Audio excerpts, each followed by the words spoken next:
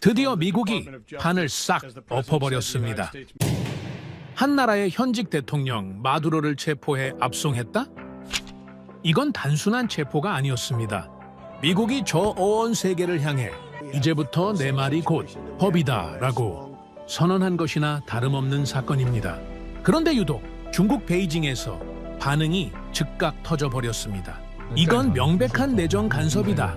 패권주의를 규탄한다? 라고 아주 성명서를 낭독하며 그야말로 거품을 물어버린 겁니다. 그런데 여러분, 뭔가 이상했습니다.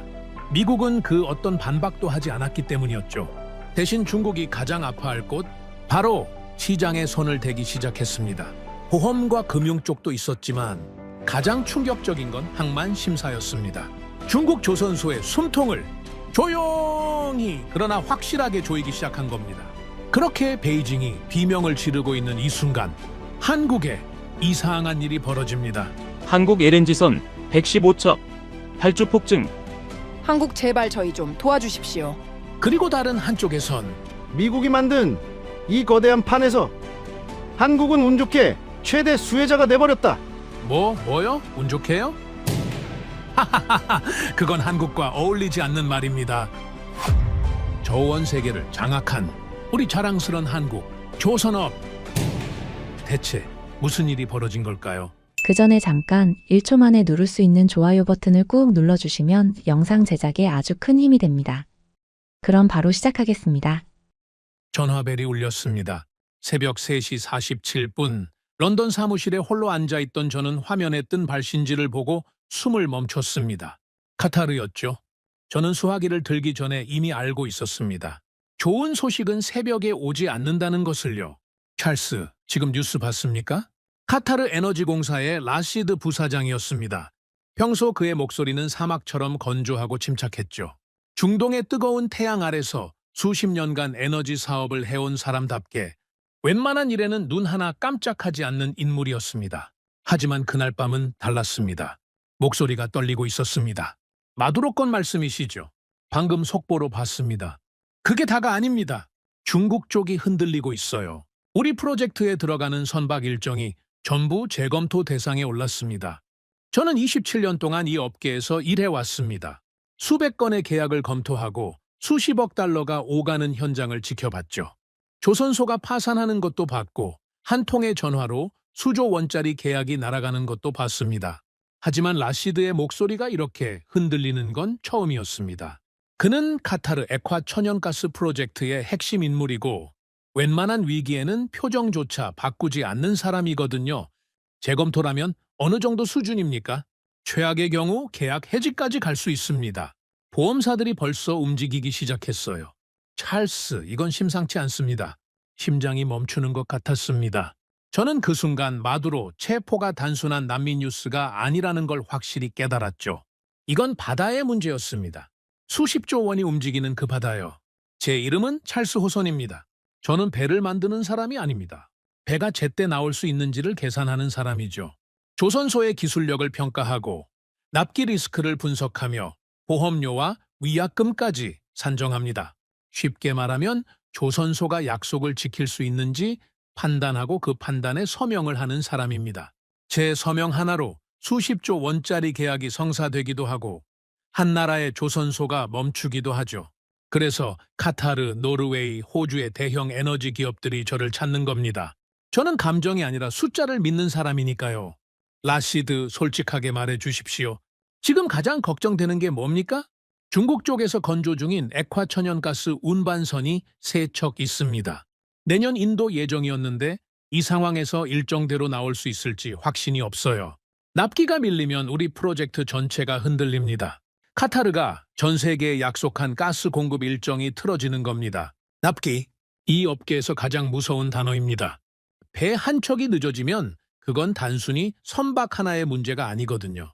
연결된 에너지 공급 계약, 항만 일정, 보험 조건, 위약금까지 전부 도미노처럼 무너지기 시작합니다. 한 척의 지연이 수천억 원의 손실로 이어지는 게 이 업계의 현실이죠. 전화를 끊고 저는 곧바로 모니터 앞으로 돌아왔습니다. 뉴스 기사가 아니라 해운 계약서와 조선소 데이터베이스를 열었죠. 베네수엘라 대통령 니콜라스 마두로가 미국 사법망에 체포됐다는 소식은 이미 전 세계로 퍼지고 있었습니다. 대부분의 사람들은 이렇게 생각했을 겁니다. 남미 정치 문제 아니냐고요? 미국과 베네수엘라의 오래된 갈등이 또 터진 거 아니냐고요? 하지만 저는 알고 있었습니다. 마두로가 체포된 순간 진짜 흔들린 건 남미가 아니라 중국이라는 걸요. 베네수엘라는 단순한 남미 국가가 아닙니다. 중국이 수십 년간 공들여온 에너지 투자의 핵심 거점이죠. 석유 개발권, 항만 운영권, 장기 차관까지 중국의 손길이 닿지 않은 곳이 없습니다. 중국은 베네수엘라에 수백억 달러를 쏟아부었고 그 대가로 석유와 항만 접근권을 확보했습니다. 마두로 체포는 단순히 독재자 한 명이 잡혔다는 의미가 아니었습니다. 중국의 해상 영향권이 직접적으로 타격을 받았다는 뜻이었죠. 미국은 그걸 정확히 노린 겁니다. 새벽 5시쯤 런던 사무실로 동료들이 하나둘 출근하기 시작했습니다. 비상 소집이 걸린 겁니다. 리스크 분석팀의 제임스가 커피를 손에 들고 제 옆으로 왔습니다. 그의 눈 밑에도 다크서클이 짙게 내려앉아 있었죠. 찰스, 중국 쪽 반응 봤어요? 난리가 났더군요. 베이징 성명 말이야? 네. 주권 침해라고 공식 선언했습니다. 외교부 대변인이 새벽에 긴급 브리핑까지 했어요. 그런데 그게 다가 아닙니다. 제임스는 자신의 노트북을 열어 화면을 보여줬습니다. 중국 정부의 공식 성명문과 함께 업계 내부에서 돌고 있는 비공식 보고서들이 띄워져 있었죠. 숫자들이 빼곡하게 적힌 스프레드시트와 리스크 분석 차트가 화면을 가득 채우고 있었습니다. 보험사들이 움직이기 시작했습니다. 중국 조선소에서 건조 중인 선박들에 대한 리스크 등급을 재조정하고 있어요. 아직 공식 발표는 없지만 보험료가 슬금슬금 오르고 있습니다. 런던 로이드 쪽에서 이미 내부 회람이 돌았다고 해요. 저는 화면을 들여다보며 고개를 끄덕였습니다. 예상했던 대로였죠. 제재는 발표보다 보험이 먼저 반응합니다. 정치인들이 성명서를 쓰고 외교관들이 회의를 할 때 보험사들은 이미 계산기를 두드리고 있습니다. 이건 이 업계에서 27년을 일한 사람만 아는 진실이거든요. 미국 쪽은 어때? 더 무섭습니다. 군사 행동은 없지만 금융 쪽에서 조용히 압박을 시작했어요. 중국 조선소에서 나오는 선박들에 대한 금융 조건 재검토, 항만 접근성 제한 논의까지. 뉴스에는 안 나오지만 업계 안에서는 다 알고 있습니다. 월스트리트 쪽 소식통에 따르면 이미 몇몇 대형 은행들이 중국 조선 관련 대출 심사를 강화했다고 합니다. 미국은 참 영리한 나라입니다. 총을 쏘지 않고도 전쟁을 할 줄 아는 나라죠. 그들은 이번에도 그랬습니다. 선언이 아니라 돈으로 움직였습니다. 배는 민간 자산이지만 바다는 전략 자산이라는 걸 정확히 알고 있었던 겁니다. 오전 9시 긴급 화상회의가 소집됐습니다. 런던, 제네바, 도하, 싱가포르에서 동시에 접속했죠. 화면에 카타르의 라시드, 노르웨이의 에릭, 호주의 마이클이 차례로 나타났습니다. 모두 밤을 새운 얼굴이었습니다. 평소라면 가벼운 인사로 시작했겠지만 그날은 아무도 웃지 않았습니다. 상황 정리부터 하겠습니다. 제가 먼저 입을 열었습니다. 마두로 체포 이후 중국 조선소들의 납기 불확실성이 급격히 상승하고 있습니다. 공식적인 제재 발표는 없지만 보험사들이 이미 움직이고 있고 선주들 사이에서 계약 재검토 움직임이 나타나고 있습니다. 지금 이 순간에도 상황은 계속 변하고 있어요. 라시드가 끼어들었습니다. 카타르 쪽은 이미 난리입니다. 우리 프로젝트에 들어가는 액화천연가스 운반선 세척이 중국에서 건조 중인데 지금 상황이 이러면 납기를 장담할 수 없어요. 본사에서 매 시간마다 보고를 요구하고 있습니다. 에릭이 한숨을 쉬었습니다. 노르웨이도 마찬가지입니다. 이번 주 안에 결정을 내려야 하는 계약이 2건 있는데 중국 조선소로 갈지 다른 곳으로 돌릴지 판단이 안 섭니다. 북해 프로젝트 일정이 걸려 있어서 잘못하면 수천억 원이 날아갑니다. 마이클도 거들었습니다. 호주 쪽도 비상입니다. 우리 가스전 개발 일정이 선박 인도와 맞물려 있는데 중국 쪽 납기가 불확실해지면 전체 프로젝트가 흔들려요. 저는 그들의 말을 들으며 묘한 기시감을 느꼈습니다. 이 광경을 전에도 본 적이 있었거든요. 불과 몇 년 전 조선업계가 한번 크게 흔들렸던 그때를요. 중국이 다 가져가던 시절이 있었습니다. 중국 조선소들은 국가 보조금을 등에 없고 믿을 수 없는 저가로 수주를 따냈죠. 적자를 감수하면서까지 물량을 쓸어갔습니다. 컨테이너선, 벌크선, 유조선 가리지 않았습니다. 가격을 반토막 내고도 남는 장사라며 밀어붙였죠. 대량 물량 공세 앞에 다른 나라의 조선소들은 속수무책이었습니다. 특히 한국이 그랬죠. 입찰에서 탈락하고 수주가 끊기고 도크가 텅 비기 시작했습니다. 조선은 끝났다는 말이 공공연하게 돌았습니다. 한국조선업은 대규모 적자에 시달렸고 구조조정이 진행됐으며 국가가 개입해야 할 정도로 상황이 심각했습니다. 수만 명의 노동자가 일자리를 잃었고 하청업체들이 줄줄이 문을 닫았죠. 그때 살아남은 건 고부가 가치 선박, 그중에서도 액화천연가스 운반선 분야뿐이었습니다. 솔직히 말하면 그때 저도 한국을 높게 평가하지 않았습니다. 기술은 뛰어나지만 비싸다, 중국보다 느리고 보수적이다, 대안 중 하나 정도로만 봤죠. 한국은 제 계산표에서 맨 위에 있지 않았습니다. 회의가 계속되는 동안 저는 조용히 다른 화면을 열어 데이터를 확인하고 있었습니다. 전 세계 조선소들의 리스크 등급 변화를 실시간으로 보여주는 대시보드였죠. 대부분의 조선소들이 경고 상태로 분류되거나 계약 보류 대상으로 올라가거나 재검토가 필요하다는 표시가 붙어 있었습니다. 화면 전체가 노란색과 빨간색으로 물들어 있었죠. 그런데 이상한 점이 있었습니다. 액화천연가스 운반선 항목에서 딱 한 곳만 달랐습니다. 변경 없음, 안정 상태, 녹색 표시가 선명하게 빛나고 있었죠. 한국 조선소였습니다. 잠깐만요. 저는 회의 중간에 끼어들었습니다. 지금 데이터를 보고 있는데 이상한 게 있습니다. 중국 쪽은 전부 경고 등급으로 올라갔는데 한국만 안정 상태로 남아 있어요. 이거 오류 아닙니까? 제임스가 자신의 화면을 확인하더니 고개를 저었습니다. 오류 아닙니다. 제 쪽에서도 같은 데이터가 나와요. 한국 조선소들은 납기 기록이 워낙 안정적이라 리스크 등급의 변화가 없는 겁니다. 보험사들도 한국 쪽은 건드리지 않았어요. 라시드가 물었습니다. 한국이라면 현대중공업이나 삼성중공업 말씀입니까? 네. 그쪽은 액화천연가스 운반선 분야에서 수십 년간 납기를 어긴 적이 거의 없습니다. 기록을 보면 놀랄 정도예요. 그래서 이번 상황에서도 보험사들이 등급을 건드리지 않은 거죠. 회의실이 잠시 조용해졌습니다. 모두가 같은 생각을 하고 있었죠. 중국이 흔들리는 이 상황에서 대안이 어디 있느냐는 것 말입니다. 에릭이 먼저 입을 열었습니다. 그러면 한국 쪽으로 방향을 틀어야 하는 겁니까? 지금 상황에서 저는 잠시 생각했습니다. 아직 결론을 내리기엔 이른 감이 있었죠. 하지만 한 가지는 분명했습니다. 2025년 봄 마두로가 체포된 그날 밤 이후로 조선의 판이 다시 움직이기 시작했다는 것 말입니다. 중국에 몰려있던 물량이 흔들리고 그 틈에서 한국이라는 이름이 다시 떠오르기 시작했습니다. 저는 모니터를 바라보며 혼자 중얼거렸습니다. 한국이라. 그때와는 다른 건가? 회의가 끝난 뒤 라시드가 개인적으로 전화를 걸어왔습니다. 그의 목소리는 아까보다 조금 진정된 듯 했지만 여전히 긴장감이 묻어 있었습니다. 찰스, 솔직히 말해 주십시오. 한국으로 가야 합니까? 저는 창밖을 바라보며 대답했습니다. 런던의 새벽 하늘이 서서히 밝아오고 있었죠. 아직 모르겠습니다. 하지만 한 가지는 확실해요.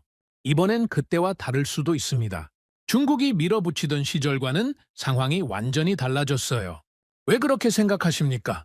그때 중국은 가격으로 이겼습니다. 하지만 지금은 가격이 아니라 신뢰가 문제거든요. 신뢰는 돈으로 살 수 없습니다. 전화를 끊고 저는 다시 데이터를 들여다봤습니다. 왜 한국만 남아있는 거지? 그 질문이 머릿속을 떠나지 않았습니다. 중국이 흔들리는 이 순간, 왜 한국만 안정 상태를 유지하고 있는 거지? 그건 단순히 운이 아니었습니다. 분명 뭔가 이유가 있을 터였죠. 그날 처음으로 저는 기술이 아니라 신뢰를 계산하기 시작했습니다. 그리고 그 답을 찾기 위해 저는 한국 조선업의 역사를 처음부터 다시 파헤치기 시작했습니다. 무엇이 그들을 이 자리에 남게 했는지, 무엇이 중국과 다른지를 알아내야 했습니다. 카타르에서 또 전화가 왔습니다. 라시드 부사장이었죠.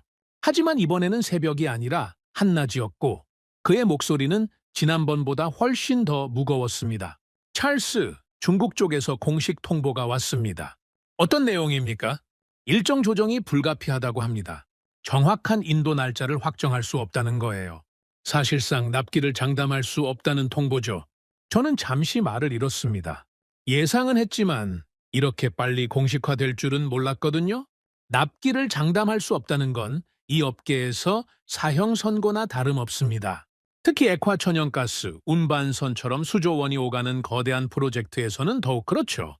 하루가 밀리면 수십억 원의 손실이 발생하고 한 달이 밀리면 연결된 모든 계약이 도미노처럼 무너지기 시작합니다. 이유가 뭡니까? 정치적인 문제입니까? 아니면 기술적인 문제입니까?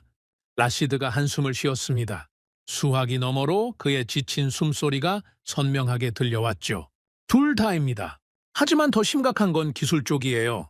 중국 조선소 내부에서 품질 문제가 터졌다는 소문이 돌고 있습니다. 아직 공식 확인은 안 됐지만 우리 쪽 엔지니어들이 현장에서 이상, 징후를 포착했어요. 품질 문제라면 어떤 종류입니까? 용접입니다. 극저온 구간 용접부에서 미세 균열이 발견됐다고 합니다. 그 순간 저는 등골이 서늘해지는 걸 느꼈습니다. 용접, 액화천연가스 운반선에서 가장 중요하고 가장 어려운 공정이죠. 일반인들은 배라고 하면 거대한 철판을 이어붙인 구조물 정도로 생각합니다. 물 위에 뜨는 거대한 금속 덩어리라고요. 하지만 액화천연가스 운반선은 완전히 다른 세계입니다. 이 배는 영하 162도의 극저온 상태로 액화된 천연가스를 운반해야 하거든요. 영하 162도가 어떤 온도인지 상상이 되십니까? 북극의 가장 추운 날씨가 영하 50도 정도입니다. 그것보다 3배 이상 낮은 온도죠? 그 극한의 환경에서는 일반 철강이 버티질 못합니다. 금속이 수축하고 분자 구조가 변하고 눈에 보이지 않는 미세한 틈이 생기기 시작하죠. 문제는 선체 자체가 아닙니다. 선체는 그래도 두꺼운 철판으로 버틸 수 있어요. 진짜 문제는 용접부입니다. 철판과 철판을 이어붙인 그 연결 부위가 극저온을 견뎌야 하거든요. 수만 개의 용접 포인트 중 단 하나라도 그 극저온을 버티지 못하면 가스가 새어나오기 시작합니다. 가스가 새면 어떻게 되는지 아십니까? 폭발입니다. 바다 한가운데서 수십만 톤의 액화천연가스가 폭발하는 겁니다. 그건 단순한 해양 사고가 아닙니다. 재앙이죠. 라시드, 그 정보는 확실합니까? 현장에 있는 우리 엔지니어가 직접 확인한 겁니다.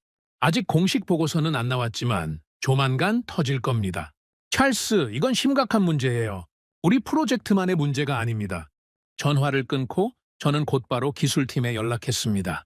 리스크 분석팀의 제임스와 기술 분석 책임자인 사라를 긴급 소집했죠. 두 사람이 제 사무실로 들어왔을 때 저는 이미 관련 자료를 모니터에 띄워놓고 있었습니다. 극저온 용접 기술에 관한 학술 논문, 조선소별 기술평가 보고서, 그리고 각국의 액화천연가스, 운반선 건조 역사가 화면을 가득 채우고 있었죠. 극저온 용접에 대해 설명해줘요. 중국이 왜 이 부분에서 문제를 일으키는 겁니까? 사라가 대답했습니다. 그녀는 MIT에서 재료공학 박사 학위를 받은 전문가로 선박 기술에 관한 한 제가 아는 사람 중 가장 뛰어난 인물이었죠. 복잡한 기술을 쉽게 설명하는 능력도 탁월했습니다. 찰스, 극저온 용접은 단순한 기술이 아닙니다. 이건 수십 년간의 경험과 노하우가 축적돼야만 가능한 영역이에요. 용접봉의 재질부터 시작해서 열 처리 방식, 용접 속도, 냉각 과정까지 모든 변수가 완벽하게 맞아떨어져야 합니다.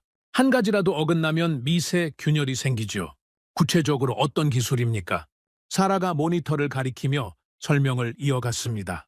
핵심은 용접봉입니다. 일반 용접봉으로는 극저온을 버틸 수 없어요.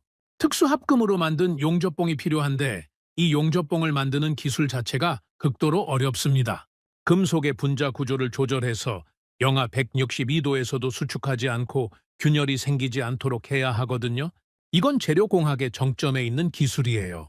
중국은 그걸 못하는 겁니까? 못한다기보다는 아직 완성하지 못했다고 보는 게 맞습니다. 중국은 지난 10여 년간 엄청난 투자를 했어요. 설비도 최신식으로 갖췄고 해외에서 기술자들도 대거 영입했죠. 정부 차원에서 조선업을 전략산업으로 지정하고 천문학적인 보조금을 쏟아부었습니다.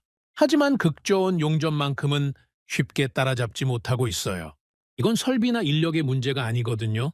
그럼 뭐가 문제입니까? 사라가 잠시 생각하더니 말을 이었습니다. 그녀의 표정이 진지해졌죠. 시간입니다. 이 기술은 돈으로 사는 게 아니라 시간으로 만드는 겁니다. 수천 번의 실험, 수만 건의 데이터 축적, 그리고 실패에서 배운 교훈들이 쌓여야 해요. 용접 하나를 하더라도 어떤 온도에서 어떤 속도로 해야 하는지, 냉각은 얼마나 천천히 해야 하는지, 습도와 기압은 어떻게 영향을 미치는지 이런 것들을 전부 경험으로 체득해야 합니다. 매뉴얼만 보고 따라할 수 있는 게 아니에요. 제임스가 끼어들었습니다. 제가 조사한 바로는 일본도 이 기술에 도전했다가 결국 포기했습니다. 유럽도 마찬가지고요. 막대한 투자를 했지만 원하는 수준에 도달하지 못했죠. 현재 극 좋은 용접 기술을 완벽하게 보유한 곳은 전 세계에서 한국밖에 없습니다. 한국만요? 네. 한국 조선소들이 이 기술을 개발하는데 약 30년이 걸렸습니다. 1990년대 초반부터 시작해서 2000년대 중반에 이르러서야 안정화됐죠. 그 기간 동안 축적된 실험 데이터만 수십만 건이에요. 실패 사례, 성공 사례, 한계 조건 테스트, 극한 환경 시뮬레이션까지 전부 포함해서요. 중국이 지금부터 똑같은 과정을 밟는다고 해도 최소 10년에서 15년은 걸릴 겁니다. 그것도 모든 게 순조롭게 진행된다는 가정해요. 저는 의자에 깊이 기대 앉았습니다. 상황이 점점 명확해지고 있었죠. 중국 조선소의 문제는 마두로 체포로 인한 정치적 압박 때문만이 아니었습니다. 근본적인 기술 격차가 있었던 겁니다. 그리고 그 격차는 돈이나 인력을 쏟아붓는다고 단기간에 메울 수 있는 게 아니었죠. 시간이 필요했습니다. 그들에게 없는 건 바로 그 시간이었습니다. 그러면 지금 중국에서 건조 중인 액화천연가스 운반선들은 어떻게 되는 겁니까? 사라가 고개를 저었습니다. 솔직히 말씀드리면 불확실합니다. 미세균열 문제가 사실이라면 해당 선박들은 전면 재검사를 받아야 해요. 최악의 경우 용접 부분을 전부 뜯어내고 처음부터 다시 해야 할 수도 있습니다. 그렇게 되면 납기는 1년 이상 밀릴 수 있어요. 1년이요? 네. 그리고 그건 기술적인 문제만 고려한 겁니다. 지금처럼 정치적 불확실성까지 더해지면 상황은 더 복잡해지죠. 보험사들이 추가 보증을 요구할 거고 금융 조건도 재협상해야 할 겁니다. 선주 입장에서는 악몽이에요. 저는 창밖을 바라봤습니다. 런던의 흐린 하늘이 제 기분을 대변하는 것 같았죠. 전 세계 에너지 시장이 액화천연가스 운반선을 기다리고 있는데 그 배들을 만들어야 할 중국 조선소가 흔들리고 있었습니다. 이건 단순한 조선업계의 문제가 아니었습니다. 글로벌 에너지 안보의 문제였죠. 그때 제 휴대폰이 울렸습니다. 노르웨이의 에릭이었죠. 찰스, 지금 통화 가능합니까? 네, 말씀하세요. 우리 쪽에서 결정을 내렸습니다. 중국 조선소와의 계약을 재검토하기로 했어요. 신규 발주는 전면 중단이고 기존 계약도 조건 변경을 요구할 예정입니다. 이사회에서 만장일치로 통과됐어요. 예상했던 일이군요. 다른 선주들도 비슷한 움직임을 보이고 있습니까? 네. 호주 쪽도 마찬가지고 유럽 메이저 에너지 기업들도 전부 중국 조선소 계약을 재검토 중입니다. 시장 전체가 움직이고 있어요. 에릭의 목소리에서 긴장감이 느껴졌습니다. 그도 이 상황의 심각성을 정확히 인식하고 있었죠. 찰스, 솔직히 물어봐도 되겠습니까? 한국 쪽은 어떻습니까? 그쪽으로 방향을 틀어야 할까요? 저는 잠시 생각했습니다. 모니터에 띄워진 데이터들을 훑어보며 머릿속으로 계산을 했죠. 극저온 기술 보유 현황, 납기 준수율, 품질 기록, 현재 수주 장호, 모든 지표가 하나의 방향을 가리키고 있었습니다. 에릭, 저도 지금 한국 조선소에 대해 집중적으로 조사하고 있습니다. 하지만 한 가지는 확실히 말씀드릴 수 있어요. 극저온 기술에 관한 한, 현재 한국을 대체할 곳은 없어 보입니다. 그 정도로 확실합니까? 확실합니다. 이건 제 27년 경력을 걸고 말씀드리는 겁니다. 일본도 실패했고 유럽도 포기했습니다. 중국은 아직 거기까지 도달하지 못했고요. 이 기술을 가진 곳은 한국뿐이에요. 전화를 끊고 저는 다시 데이터 분석에 몰두했습니다. 한국 조선소들의 기록을 하나하나 살펴봤죠. 현대중공업, 삼성중공업, 대우조선해양, 이 세 회사가 전 세계 액화천연가스 운반선 시장의 대부분을 차지하고 있었습니다. 그리고 그들의 납기 기록은 놀라울 정도로 안정적이었죠. 제가 발견한 사실 중 가장 인상적이었던 건 납기 준수율이었습니다. 한국 조선소들은 지난 20년간 액화천연가스 운반선 납기를 어긴 적이 거의 없었습니다. 계약서에 명시된 날짜의 배를 인도했고 품질 문제로 반송된 사례도 찾기 어려웠죠. 수백 척의 배를 만들면서 이 정도의 기록을 유지한다는 건 정말 대단한 일이었습니다. 조선업처럼 복잡하고 변수가 많은 산업에서 이 정도의 신뢰도를 유지한다는 건 거의 기적에 가까운 일이거든요. 제임스가 추가 자료를 가지고 다시 제 사무실로 들어왔습니다. 찰스, 한국 조선소들의 현재 수주 잔고를 정리했습니다. 보시겠어요? 보여줘요. 그가 건넨 보고서를 펼쳤습니다. 숫자들이 빼곡하게 적혀 있었죠? 그리고 그 숫자들을 보는 순간 저는 또 한 번 놀라지 않을 수 없었습니다. 이게 맞습니까? 4년치 물량이 이미 차 있다고요? 네, 정확히는 4년에서 5년치입니다. 현대중공업, 삼성중공업, 한화오션 전부 마찬가지예요. 도크가 꽉 차 있어서 새로운 주문을 받으려면 기다려야 하는 상황입니다. 저는 잠시 보고서를 내려다봤습니다. 이건 제가 예상한 것보다 훨씬 더 대단한 상황이었죠. 한국 조선소들은 주문을 받지 못해서 걱정하는 게 아니었습니다. 너무 많은 주문이 밀려들어서 소화하지 못하는 상황이었던 겁니다. 가격은 어떻습니까? 척당 2억 6천만 달러 정도입니다. 한화로 약 3,700억 원이죠. 중국보다 20에서 30% 정도 비쌉니다. 그런데도 주문이 이렇게 밀려 있다는 겁니까? 네. 선주들이 가격보다 신뢰를 선택하는 겁니다. 싸게 만들어서 1년 늦게 받느니 비싸더라도 제때 받는 게 낫다는 거죠. 액화천연가스 운반선은 납기가 생명이니까요. 저는 다시 한번 창밖을 바라봤습니다. 런던의 하늘은 여전히 흐렸지만 제 머릿속은 점점 맑아지고 있었습니다. 중국이 가격으로 시장을 휩쓸던 시절이 있었습니다. 하지만 지금은 상황이 완전히 달라졌죠. 가격이 아니라 신뢰가 기준이 됐습니다. 그리고 그 신뢰의 정점에 한국이 있었습니다. 그날 저녁 라시드에게서 또 전화가 왔습니다. 찰스 카타르 본사에서 긴급 회의가 소집됐습니다. 중국 쪽 문제가 공식화되면서 대안을 찾아야 한다는 결론이 났어요. 본사에서 당신의 의견을 듣고 싶어 합니다. 제 의견이요? 네. 한국으로 가야 합니까? 그게 정말 유일한 대안입니까? 저는 잠시 침묵했습니다. 27년간의 경험, 수백 건의 계약, 수천 시간의 분석, 그 모든 것이 하나의 결론을 가리키고 있었죠. 라시드, 저는 이 업계에서 일하면서 하나의 원칙을 지켜왔습니다. 감정이 아니라 숫자로 판단한다는 거죠. 그리고 지금 제가 보고 있는 숫자들은 명확한 결론을 가리키고 있습니다. 그게 뭡니까? 액화천연가스 운반선은 철로 만들지 않습니다. 신뢰로 만드는 겁니다. 그리고 그 신뢰를 증명할 수 있는 곳은 하나뿐이에요. 중국은 많이 만들었지만 끝까지 책임지진 못했습니다. 한국은 달랐죠. 그들은 조용했지만 준비돼 있었습니다. 인천공항에 내렸을 때 저는 묘한 긴장감을 느꼈습니다. 27년간 전 세계를 돌아다니며 수많은 조선소를 방문했지만 한국에 이런 목적으로 오는 건 처음이었거든요. 예전에는 한국을 그저 여러 선택지 중 하나로 봤습니다. 기술은 좋지만 비싸고 협상이 까다롭다는 인상이 있었죠. 하지만 이번에는 달랐습니다. 저는 답을 확인하러 온 겁니다.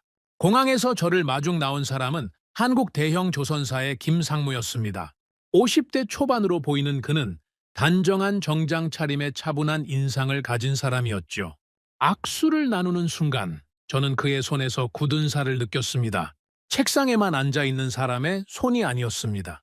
현장을 직접 뛰어다니는 사람의 손이었죠. 먼 길 오시느라 고생하셨습니다. 호선 씨, 울산까지는 차로 약 4시간 정도 걸립니다. 괜찮으시겠습니까? 괜찮습니다. 오히려 이동하면서 이야기를 나눌 수 있으면 좋겠군요. 궁금한 게 많거든요. 차가 고속도로에 올라서자 저는 본론을 꺼냈습니다. 긴 비행으로 피곤했지만 시간이 아깝다는 생각이 들었거든요. 김 상무님, 솔직하게 여쭤보겠습니다. 지금 전 세계 액화천연가스 운반선 시장에서 한국이 차지하는 비중이 정확히 얼마나 됩니까? 김 상무가 잠시 생각하더니 대답했습니다. 수주 장호 기준으로 보면 전 세계 물량의 상당 부분을 한국이 가지고 있습니다. 한국의 주요 조선사 3곳이 대부분을 나눠 갖고 있죠. 그리고 2025년 그 비중은 더 높아지고 있습니다. 저는 놀라움을 감추지 못했습니다. 물론 사전 조사를 통해 대략적인 수치는 알고 있었지만 현장 책임자의 입에서 직접 듣는 건 또 다른 무게감이 있었거든요. 중국 쪽 불확실성이 커지면서 원래 중국으로 가려던 물량까지 한국으로 넘어오고 있거든요. 솔직히 말씀드리면 지금 우리는 주문을 다 소화하지 못해서 고민입니다. 기쁜 고민이라고 해야 할까요? 주문을 거절하는 겁니까? 거절이라기보다는 일정을 조율하는 거죠. 도크에 빈자리가 없으면 배를 만들 수가 없으니까요. 지금 신규 계약을 하시면 배를 받으실 수 있는 게 빨라야 4년에서 5년 후입니다. 그 전에는 물리적으로 불가능해요. 저는 창밖으로 스쳐 지나가는 한국의 풍경을 바라보며 생각에 잠겼습니다. 전 세계가 액화 천연가스 운반선을 원하는데 그 배를 만들 수 있는 곳은 사실상 한국뿐이고 한국은 이미 수년치 주문이 밀려 있다. 이건 단순한 호황이 아니었습니다. 구조적인 독점이었죠. 왜 이렇게 된 겁니까? 중국도 조선 강국이고 일본도 기술력이 있는데 왜 액화 천연가스 운반선만큼은 한국이 독주하는 겁니까? 김상무가 잠시 침묵했습니다. 창밖을 바라보는 그의 눈빛이 어딘가 먼 곳을 향하는 것 같았죠. 과거의 기억을 떠올리는 표정이었습니다. 호선 씨, 한국 조선업이 처음부터 강했던 건 아닙니다. 우리도 무너질 뻔한 적이 있어요. 중국이 저가 공세로 시장을 휩쓸었을 때 한국 조선소들은 정말 힘들었습니다. 대규모 적자, 구조조정, 수만 명의 노동자가 일자리를 잃었죠. 저도 그때 동료들이 회사를 떠나는 걸 지켜봤습니다. 그 위기를 어떻게 넘긴 겁니까? 선택과 집중이었습니다. 중국과 가격 경쟁을 해서는 이길 수 없다는 걸 알았어요. 정부 보조금을 등에 업고 적자를 감수하면서까지 물량을 쓸어가는 상대와 가격으로 싸우는 건 자살 행위였죠. 그래서 우리는 방향을 바꿨습니다. 중국이 따라올 수 없는 영역에 집중하기로 했습니다. 바로 고부가 가치 선박, 특히 액화 천연가스 운반선이었죠. 차가 휴게소에 잠시 멈췄습니다. 커피를 사들고 다시 차에 올라탄 후 김상무가 이야기를 이어갔습니다. 그의 목소리에는 자부심과 함께 고통스러웠던 시절의 기억이 묻어 있었죠. 액화 천연가스 운반선은 아무나 만들 수 없습니다. 영하 192도의 극저온을 견뎌야 하는 배거든요. 일반 선박과는 완전히 다른 기술이 필요합니다. 특히 용접이 핵심이에요. 극저온에서 금속이 수축하고 변형되는데 용접부가 그걸 버텨야 합니다. 이 기술을 완성하는데 한국은 30년이 걸렸습니다. 30년이요? 네. 수천 번의 실험이 있었고 수만 건의 데이터가 축적됐습니다. 실패도 많았죠. 하지만 포기하지 않았습니다. 한 번 실패하면 원인을 분석하고 다시 도전하고 또 분석하고 그걸 30년간 반복한 겁니다. 이건 돈만 있다고 되는 게 아니에요. 시간이 필요합니다. 저는 김상무의 말을 들으며 고개를 끄덕였습니다. 런던에서 기술팀에게 들었던 이야기와 정확히 일치했죠. 극저온 용접 기술은 돈으로 살 수 없다. 시간으로 만드는 거다. 그 말의 의미를 이제야 제대로 이해할 수 있었습니다. 울산에 도착한 건 오후 늦은 시간이었습니다. 차에서 내리는 순간 저는 숨이 멎는 것 같은 느낌을 받았습니다. 눈앞에 펼쳐진 광경이 상상을 초월했거든요. 거대한 도크들이 바다를 향해 줄지어 서 있었습니다. 그 안에서 액화 천연가스 운반선들이 건조되고 있었죠. 배 한 척의 크기가 축구장 3개를 이어붙인 것보다 더 컸어요. 그런 거대한 배들이 여러 척 동시에 만들어지고 있었습니다. 크레인들이 하늘 높이 솟아 있었고 용접 불빛이 여기저기서 번쩍였습니다. 수천 명의 노동자들이 개미처럼 움직이고 있었죠. 이게 저희 울산 조선소입니다. 세계 최대 규모의 조선소 중 하나예요. 김상무가 자부심이 묻어나는 목소리로 말했습니다. 저는 한동안 말없이 그 광경을 바라봤습니다. 27년간 이 업계에서 일하면서 수많은 조선소를 봤지만 이런 규모와 체계를 갖춘 곳은 처음이었습니다. 중국 조선소도 규모는 컸지만 이런 정밀함과 조직력은 느껴지지 않았거든요. 다음 날 아침, 저는 본격적인 현장 시찰을 시작했습니다. 김상무가 직접 안내를 맡았고 기술팀 책임자인 박 부장이 동행했습니다. 박 부장은 극저온 용접 기술의 전문가로 이 분야에서 오랜 세월 일해온 베테랑이었죠. 호선 씨, 여기가 저희 용접 훈련 센터입니다. 박 부장이 거대한 건물 앞에서 멈춰 섰습니다. 건물 안으로 들어가자 수십 명의 기술자들이 용접 작업을 하고 있었습니다. 하지만 실제 선박이 아니라 테스트용 금속판에 용접을 하고 있었죠. 여기서 뭘 하는 겁니까? 용접사 훈련입니다. 액화 천연가스 운반선의 용접은 아무나 할 수 없어요. 최소 5년 이상의 경력이 있는 숙련공만 투입됩니다. 그리고 그 숙련공들도 정기적으로 재교육을 받고 기술 테스트를 통과해야 현장에 설 수 있죠. 5년이요? 네. 일반 용접은 몇 개월이면 배울 수 있습니다. 하지만 극저온 용접은 다릅니다. 용접 속도, 각도, 온도, 습도까지 모든 변수를 몸으로 체득해야 해요. 매뉴얼만 보고 따라하면 미세 균열이 생깁니다. 이건 감각의 영역이에요. 박 부장이 한 용접색에 다가가서 뭔가를 물었습니다. 용접사가 마스크를 벗고 대답하는 모습이 보였죠. 잠시 후 박 부장이 돌아왔습니다. 저분이 이 분야에서 10년 넘게 일하고 있습니다. 지금 테스트하고 있는 건 새로운 용접봉의 성능 검증이에요. 용접봉 하나를 실제 선박에 적용하기 전에 수백 번의 테스트를 거칩니다. 오후에는 실제 건조 중인 액화천연가스 운반선 내부를 둘러봤습니다. 안전모를 쓰고 배 안으로 들어가는 순간 저는 또 한 번 압도당했습니다. 배 내부는 마치 거대한 미로 같았어요. 복잡한 배관들이 사방으로 얽혀 있었고 각종 계기판과 밸브들이 빼곡하게 설치되어 있었죠. 이게 액화천연가스를 저장하는 탱크입니다. 김상무가 거대한 구조물을 가리켰습니다. 둥근 형태의 탱크가 배 안에 여러 개 설치되어 있었죠. 이 탱크 안에 영하 192도의 액화천연가스가 들어갑니다. 한 번 운항하면 수만 톤의 가스를 운반하죠. 만약 이 탱크에 문제가 생기면 어떻게 되겠습니까? 저는 대답하지 않았습니다. 이미 알고 있었거든요. 폭발, 바다 한가운데서 일어나는 대참사. 그래서 우리는 완벽을 추구합니다. 99%는 의미가 없어요. 100%가 아니면 안 됩니다. 용접 포인트 하나하나를 전부 검사하고 문제가 발견되면 처음부터 다시 합니다. 시간이 걸리더라도 품질은 절대 양보하지 않습니다. 저는 김상무의 말을 들으며 고개를 끄덕였습니다. 이게 한국 조선업의 경쟁력이구나. 단순히 기술이 좋은 게 아니라 품질에 대한 집착이 있었습니다. 완벽하지 않으면 내보내지 않는다는 철학이 있었죠. 현장 시찰이 끝난 후 저는 김상무와 함께 저녁 식사를 했습니다. 울산의 한 식당에서 한국식 고기 요리를 먹으며 이야기를 나눴죠. 김상무님, 오늘 하루 정말 많은 걸 배웠습니다. 솔직히 말씀드리면 예상보다 훨씬 인상적이었어요. 감사합니다. 호선 씨 같은 분이 직접 와서 봐주시니 보람이 있네요. 한 가지 궁금한 게 있습니다. 미국에서 한국 조선업에 관심을 보이고 있다는 이야기를 들었는데 사실입니까? 김상무가 잠시 젓가락을 내려놓았습니다. 그의 표정이 진지해졌죠. 네, 사실입니다.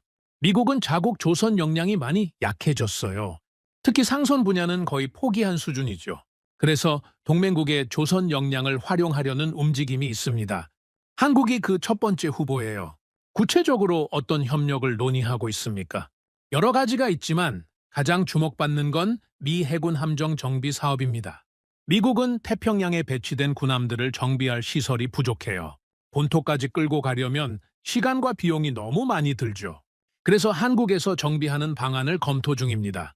그게 실현되면 어떤 의미가 있습니까? 단순한 정비 사업이 아닙니다. 이건 신뢰의 테스트예요. 미국이 자국 군함을 외국에 맡긴다는 건 그만큼 그 나라를 신뢰한다는 뜻이거든요. 이 테스트를 통과하면 향후 미국 해군 신조함 건조까지 논의될 수 있습니다. 조선업이 단순한 산업이 아니라 안보 자산으로 격상되는 거죠. 저는 그 말에 무게를 곱씹었습니다. 조선업이 안보가 되는 순간 배를 만드는 능력이 곧 국가의 전략적 가치가 되는 시대. 미국이 한국을 보는 이유가 명확해졌습니다. 중국을 견제하면서 동시에 에너지 안보를 확보하려면 한국이 필요한 거였죠. 호텔로 돌아온 저는 노트북을 열고 보고서 작성을 시작했습니다. 카타르의 라시드, 노르웨이의 에릭, 호주의 마이클에게 보낼 종합 보고서였죠. 저는 오늘 하루 동안 보고 들은 것들을 정리하면서 결론 부분에 이렇게 적었습니다. 한국은 갑자기 강해진 게 아닙니다. 30년간의 축적이 있었고 위기를 통해 단련됐습니다. 그들은 중국이 가격으로 밀어붙일 때 포기하지 않았고 대신 중국이 따라올 수 없는 영역을 개척했습니다. 그 결과가 지금의 독주입니다. 이 시장에서 남은 선택지는 하나뿐입니다. 보고서를 마무리한 후 저는 창밖을 바라봤습니다. 울산의 밤하늘에는 조선소의 불빛들이 반짝이고 있었습니다. 밤에도 일을 멈추지 않는 거였죠. 저 불빛 아래에서 수천 명의 노동자들이 지금도 용접을 하고 검사를 하고 배를 만들고 있을 겁니다. 저는 그 불빛들을 바라보며 중얼거렸습니다. 한국은 조용했지만 준비돼 있었구나. 그리고 이제 그 준비가 빛을 발하기 시작했다.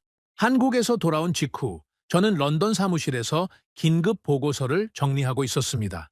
울산에서 본 광경이 아직도 눈앞에 선명했죠. 거대한 도크들, 밤에도 꺼지지 않는 용접 불빛, 그리고 묵묵히 일하는 기술자들의 모습. 저는 그 장면들을 떠올리며 보고서의 결론을 다듬고 있었습니다. 그때 제임스가 급하게 문을 열고 들어왔습니다. 그의 표정이 심상치 않았죠. 찰스, 중국에서 움직임이 있습니다. 큰 움직임이에요. 무슨 일이야? 베이징에서 발표가 나왔습니다. 조선업을 국가전략산업으로 재지정하고 대규모 지원책을 쏟아붓겠다고 합니다. 한국을 따라잡겠다는 선언이에요. 저는 제임스가 건넨 보고서를 받아들었습니다. 중국 정부의 발표문과 함께 업계에서 입수한 내부 문건들이 첨부되어 있었죠. 내용을 훑어보는 순간 저는 눈썹을 치켜 올렸습니다. 규모가 예상보다 훨씬 컸거든요. 정부 보조금 확대, 야간 풀가동 지시, 기술자 대규모 연기입. 이건 총력전이군. 네. 그리고 내부 문건에 따르면 중국 조선업계 최고위층에서 직접 지시가 내려왔다고 합니다. 한국과의 기술 격차를 5년 안에 좁히라는 목표가 설정됐어요. 실패는 용납하지 않겠다는 분위기입니다. 책임자들에게 엄청난 압박이 가해지고 있다고 해요. 저는 의자에 깊이 기대앉으며 생각에 잠겼습니다. 중국이 움직이기 시작했다. 예상했던 일이었죠. 마두로 체포 이후 중국 조선업이 흔들리면서 그들이 가만히 있을 리 없었습니다. 문제는 이 방역이 얼마나 효과가 있을 것인가였죠. 구체적으로 어떤 조치들이 포함되어 있어? 크게 4가지입니다. 첫째, 조선소에 대한 직접 보조금 확대. 둘째, 해외 기술자 영입을 위한 특별 프로그램. 셋째, 국내 연구소들의 극저온 기술 개발 집중. 넷째, 국영 기업들의 중국산 선박 우선 발주 의무화. 총동원령 수준이에요. 저는 고개를 끄덕였습니다. 중국답게 대규모로 움직이는군. 하지만 규모만으로 해결될 문제가 아니라는 걸 저는 알고 있었습니다. 다음 날 저는 화상회의를 소집했습니다. 카타르의 라시드, 노르웨이의 에릭, 호주의 마이클이 화면에 나타났죠. 모두 중국의 발표에 대해 궁금해하고 있었습니다. 찰스, 중국의 이번 조치를 어떻게 평가하십니까? 실제로 효과가 있을까요? 라시드가 먼저 물었습니다. 솔직히 말씀드리겠습니다. 중국의 의지는 대단합니다. 정부 차원에서 이 정도 규모의 지원을 쏟아붓는다는 건 그만큼 절박하다는 뜻이죠. 하지만 의지만으로 기술 격차를 좁힐 수 있는지는 별개의 문제입니다. 구체적으로 어떤 점에서 한계가 있다고 보십니까? 에릭이 물었습니다. 핵심은 극저온 용접 기술입니다. 이건 제가 한국에서 직접 확인한 건데 한국이 이 기술을 완성하는데 30년이 걸렸습니다. 수천 번의 실험, 수만 건의 데이터 축적, 그리고 수많은 실패에서 배운 교훈들이 쌓여서 만들어진 거예요. 돈을 쏟아붓는다고 해서 이 시간을 단축할 수는 없습니다. 기술은 살 수 있지만 경험은 살 수 없거든요. 하지만 중국도 이미 액화천연가스 운반선을 건조하고 있지 않습니까? 완전히 못 만드는 건 아니잖아요. 마이클이 반문했습니다. 합리적인 질문이었죠. 맞습니다. 중국도 액화천연가스 운반선을 만들고 있습니다. 하지만 문제는 품질이에요. 특히 극저온 구간의 용접부에서 미세 균열 문제가 계속 보고되고 있습니다. 이건 카타르 쪽에서도 확인된 사실이죠, 라시드. 라시드가 고개를 끄덕였습니다. 네, 맞습니다. 우리 엔지니어들이 현장에서 직접 확인했어요. 중국 조선소에서 건조 중인 선박들 중 일부에서 용접 품질 문제가 발견됐습니다. 아직 보고서로 나오지는 않았지만 내부적으로는 심각하게 받아들이고 있죠. 솔직히 말씀드리면 카타르 본사에서도 상당히 우려하고 있습니다. 이 문제가 해결되지 않으면 장기적인 파트너십을 유지하기 어렵다는 의견도 나오고 있어요. 저는 화면을 바라보며 말을 이었습니다. 중국은 빨랐습니다. 엄청난 속도로 조선 산업을 키웠고 물량 면에서는 이미 세계 최대가 됐죠. 하지만 빠른 것과 깊은 것은 다릅니다. 극저온 용접은 속도로 해결되는 문제가 아니에요. 침묵 속에서 시간을 들여서 완성해야 하는 기술입니다. 한국은 그 시간을 투자했고 중국은 그러지 못했습니다. 회의가 끝난 후 저는 기술팀의 사라에게 추가 분석을 요청했습니다. 중국이 구체적으로 어떤 시도를 하고 있는지, 그리고 그 시도가 얼마나 성공 가능성이 있는지를 파악해야 했거든요. 다음 날 사라가 분석 보고서를 가지고 제 사무실로 왔습니다. 찰스, 중국의 대응책을 분석해 봤습니다. 크게 세 가지로 나눌 수 있어요. 말해봐요. 첫째, 해외 기술자 영입입니다. 중국은 한국과 일본의 은퇴한 용접 기술자들을 고액 연봉으로 스카우트하고 있어요. 기술 이전을 노리는 거죠. 연봉을 3배, 4배까지 제시한다는 소문도 있습니다. 일부 기술자들이 실제로 넘어갔다는 얘기도 들려요. 효과가 있을까요? 제한적입니다. 개인의 경험은 이전할 수 있지만 시스템은 이전할 수 없어요. 한국조선소의 강점은 개인 기술자가 아니라 전체 시스템에 있거든요. 훈련 체계, 품질 검증 프로세스, 데이터 축적 방식까지 전부 포함해서요. 한 명의 기술자가 알고 있는 건 전체의 일부에 불과합니다. 퍼즐 조각 하나를 가져간다고 전체 그림이 완성되지는 않아요. 둘째는 뭐예요? 대체 소재 개발입니다. 한국이 사용하는 극저온 용접봉을 대체할 수 있는 새로운 소재를 개발하려고 합니다. 자체 기술로 극저온 환경을 버틸 수 있는 용접봉을 만들겠다는 거죠. 국가연구소까지 동원해서 진행 중이라고 해요. 예산도 엄청나게 투입되고 있다고 합니다. 그건 어떻습니까? 사라가 고개를 저었습니다. 실패 가능성이 높습니다. 극저온 용접봉은 단순한 금속 합금이 아니에요. 분자 구조부터 열 처리 방식까지 모든 게 정밀하게 맞아떨어져야 합니다. 영하 162도에서 수축률이 어떻게 변하는지, 반복적인 온도 변화에 어떻게 반응하는지, 장기간 사용했을 때 피로도가 어떻게 축적되는지 이런 걸 전부 실험으로 검증해야 해요. 한국은 이걸 30년간 실험하면서 완성했어요. 중국이 지금부터 시작해도 최소 10년에서 15년은 걸릴 겁니다. 그리고 그 사이에 한국은 더 앞서 나가겠죠. 셋째는요, 물량 공세입니다. 일단 많이 만들어서 경험을 축적하겠다는 전략이에요. 실패하더라도 계속 만들면서 배우겠다는 거죠. 정부가 손실을 보전해 주겠다는 약속도 했다고 합니다. 적자가 나도 괜찮으니까 일단 만들라는 거예요. 가장 현실적인 접근이긴 하네요. 맞습니다. 하지만 문제가 있어요.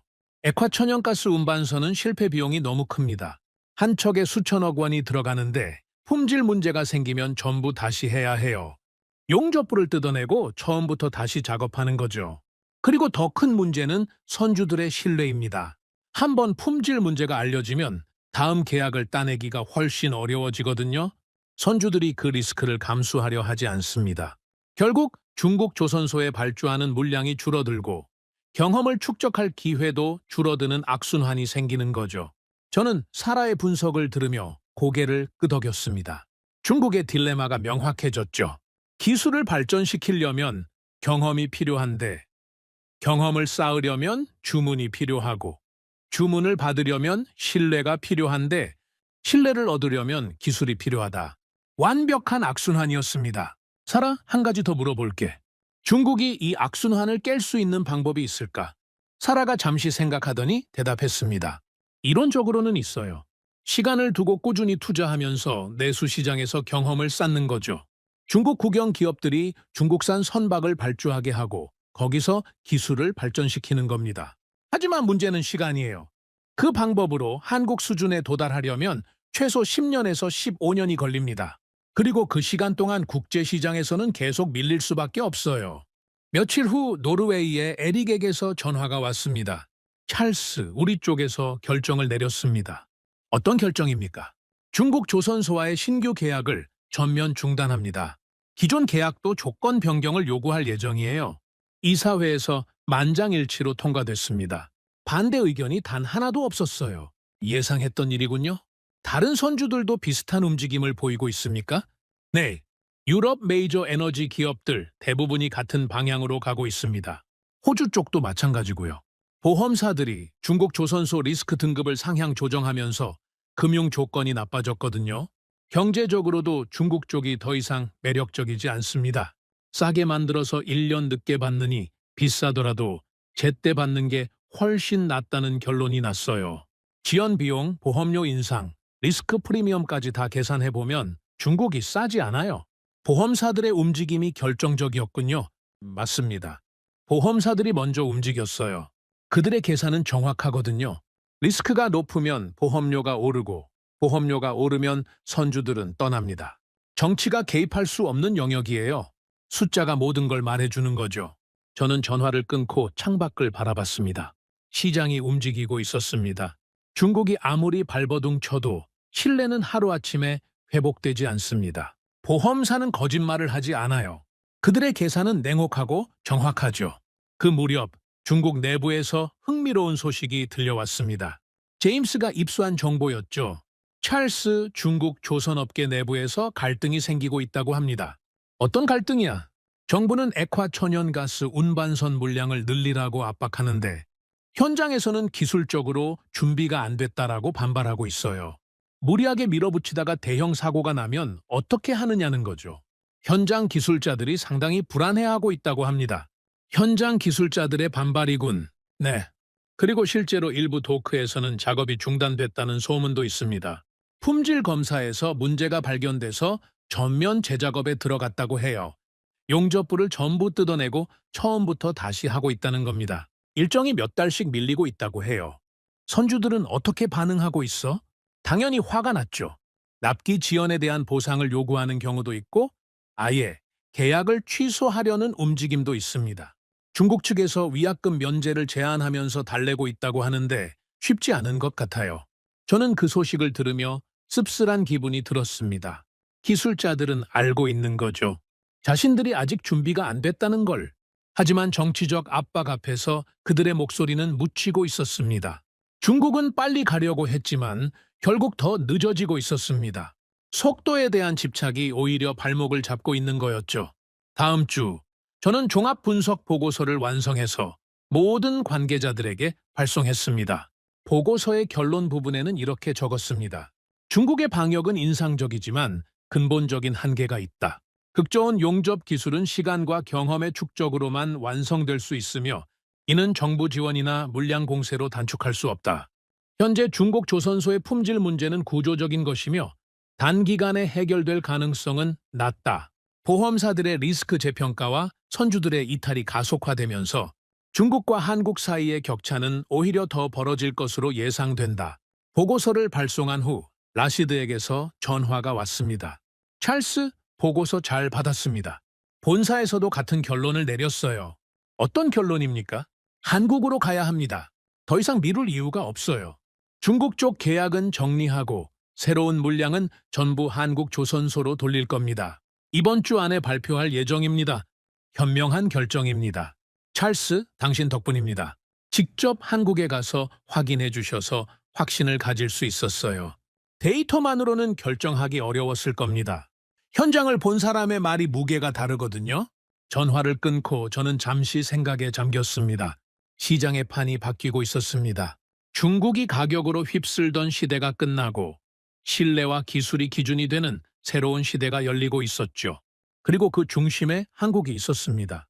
저는 보고서 마지막에 추가로 한 문장을 덧붙였습니다. 중국은 속도를 선택했고 한국은 시간을 선택했다. 그리고 이 시장에서는 시간이 이겼다. 빠른 것이 강한 게 아니라 깊은 것이 강한 거다. 한국은 그걸 30년간 증명해왔다. 중국의 방역이 실패로 돌아가고 있다는 소식이 업계에 퍼지면서 자연스럽게 모든 시선이 한국으로 쏠리기 시작했습니다. 전 세계 선주들이 한국 조선소로 몰려들고 있다는 이야기가 여기저기서 들려왔죠. 저도 그 흐름을 주시하고 있었습니다. 그런데 흥미로운 소문이 돌기 시작했습니다. 한국 조선소 내부가 축제 분위기가 아니라는 거였죠. 오히려 긴장감이 감돌고 있다는 이야기였습니다. 찰스, 한국 쪽에서 이상한 소식이 들려옵니다. 제임스가 제 사무실로 들어오며 말했습니다. 이상한 소식이라니? 한국 조선소 내부에서 갈등이 있다는 얘기가 돌고 있어요. 주문이 너무 많이 밀려들어서 문제라는 겁니다. 주문이 많으면 좋은 거 아닌가? 그게 그렇게 단순하지 않은 모양입니다. 현장에서는 더 이상 받으면 안 된다는 목소리가 나오고 있다고 해요. 무리하게 일정을 잡았다가 품질 문제가 생기면 어떻게 하느냐는 거죠. 경영진은 더 받고 싶어 하는데 현장 기술자들이 반대하고 있다는 이야기도 있습니다. 저는 그 말을 듣고 잠시 생각에 잠겼습니다. 한국 조선소가 주문을 거절하고 있다? 이건 예상하지 못한 상황이었죠. 보통 조선소는 주문이 많으면 좋아합니다. 매출이 늘어나고 고용이 안정되고 회사가 성장하니까요. 그런데 한국은 오히려 주문을 조절하고 있다는 겁니다. 며칠 후 저는 한국의 김 상무에게 전화를 걸었습니다. 울산에서 만났던 그분이었죠. 직접 확인해보고 싶었거든요. 김상무님, 요즘 어떻게 지내십니까? 호선 씨, 반갑습니다. 솔직히 말씀드리면 요즘 정신이 없습니다. 전화가 하루에도 수십 통씩 옵니다. 전 세계에서 배를 만들어 달라고 연락이 오는데 다 받을 수가 없어요. 업계에서 소문이 돌더군요. 한국 조선소 내부에서 논쟁이 있다고요. 김상무가 잠시 침묵했습니다. 그리고 낮은 목소리로 말했죠. 논쟁이라고 하면 좀 과장된 표현이고요. 내부 논의가 있는 건 사실입니다. 지금 도크가 4년에서 5년치 물량으로 꽉 차 있어요. 이 상태에서 더 받으면 일정이 빠듯해지고, 일정이 빠듯해지면 품질에 문제가 생길 수 있거든요. 품질 문제라면 구체적으로 어떤 겁니까? 액화천연가스 운반선은 실수가 용납되지 않습니다. 용접 하나가 잘못되면 사람이 죽어요. 바다 한가운데서 폭발이 일어나면 수백 명의 선원이 목숨을 잃습니다. 우리는 지금까지 그런 사고를 한 번도 낸 적이 없습니다. 그 기록을 지키는 게 무엇보다 중요해요. 주문을 많이 받는 것보다 더 중요합니다. 저는 김상무의 말을 들으며 고개를 끄덕였습니다. 이게 한국 조선소의 철학이구나. 돈보다 품질을 우선시하는 문화. 당의 이익보다 장기 신뢰를 중시하는 태도. 중국과 근본적으로 다른 점이 바로 이거였습니다. 그러면 지금 어떻게 대응하고 계십니까? 일단 신규 계약은 신중하게 검토하고 있습니다. 무조건 받지 않아요. 일정이 현실적인지, 우리 역량으로 품질을 보장할 수 있는지 꼼꼼히 따져봅니다. 그리고 기존 계약도 일정을 재조정하는 경우가 있어요. 선주들에게 솔직하게 말합니다. 조금 늦어지더라도 제대로 만들어 드리겠다고요. 선주들이 그걸 받아들입니까? 대부분 받아들입니다. 왜냐하면 그들도 알거든요. 빨리 받는 것보다 제대로 받는 게 중요하다는 걸. 중국 쪽에서 무슨 일이 벌어지고 있는지 다들 보고 있으니까요. 납기가 몇 달 늦어지는 건 감수할 수 있지만 품질 문제는 감수할 수 없다는 거죠. 전화를 끊고 저는 창밖을 바라봤습니다. 한국 조선소는 호황 속에서도 자만하지 않고 있었습니다. 오히려 더 긴장하고 더 신중해지고 있었죠.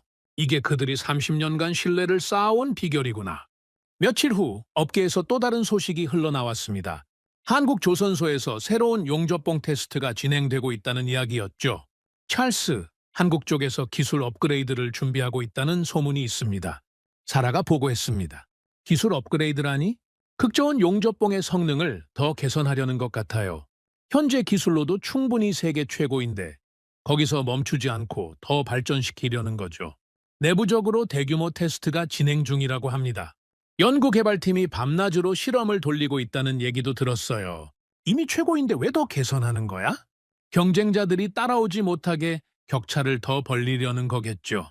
중국이 10년 후에 지금의 한국 수준에 도달한다고 해도 그때 한국은 이미 더 앞서 있을 겁니다. 움직이는 목표물을 쫓는 건 정지된 목표물을 쫓는 것보다 훨씬 어렵거든요. 한국은 그걸 정확히 알고 있는 거예요. 저는 그 말을 듣고 감탄했습니다. 한국은 이미 이기고 있는데도 계속 달리고 있었습니다. 현재에 안주하지 않고 미래를 준비하는 것. 이게 진짜 강자의 모습이었죠. 그 무렵 저는 울산 조선소에서 일하는 한 기술자에 대한 이야기를 전해 들었습니다. 김상무가 전화 통화 중에 언급한 내용이었죠. 호선 씨, 우리 조선소에 박반 분이 계세요. 극저온 용접 분야에서 20년 넘게 일한 베테랑이죠. 그분이 요즘 후배들 교육에 매달리고 있어요.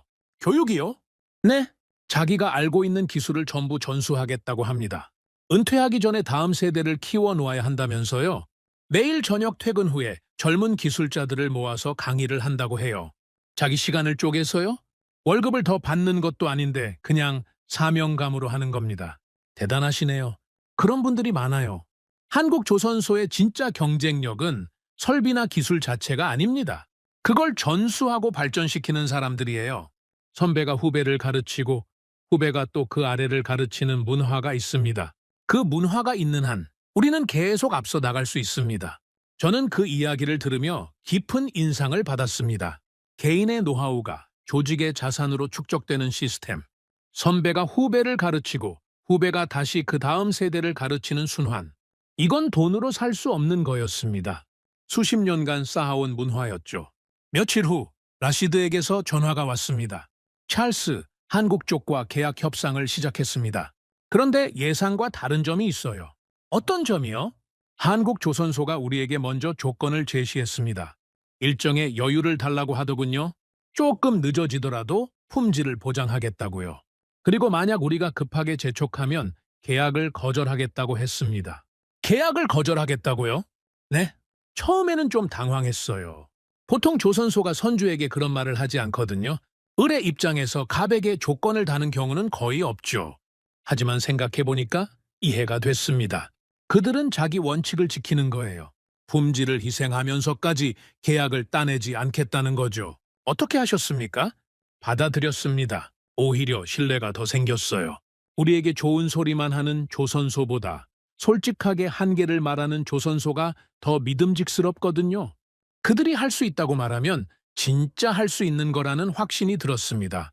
빈말을 하는 사람들이 아니라는 게 느껴졌어요. 저는 전화를 끊고 생각에 잠겼습니다.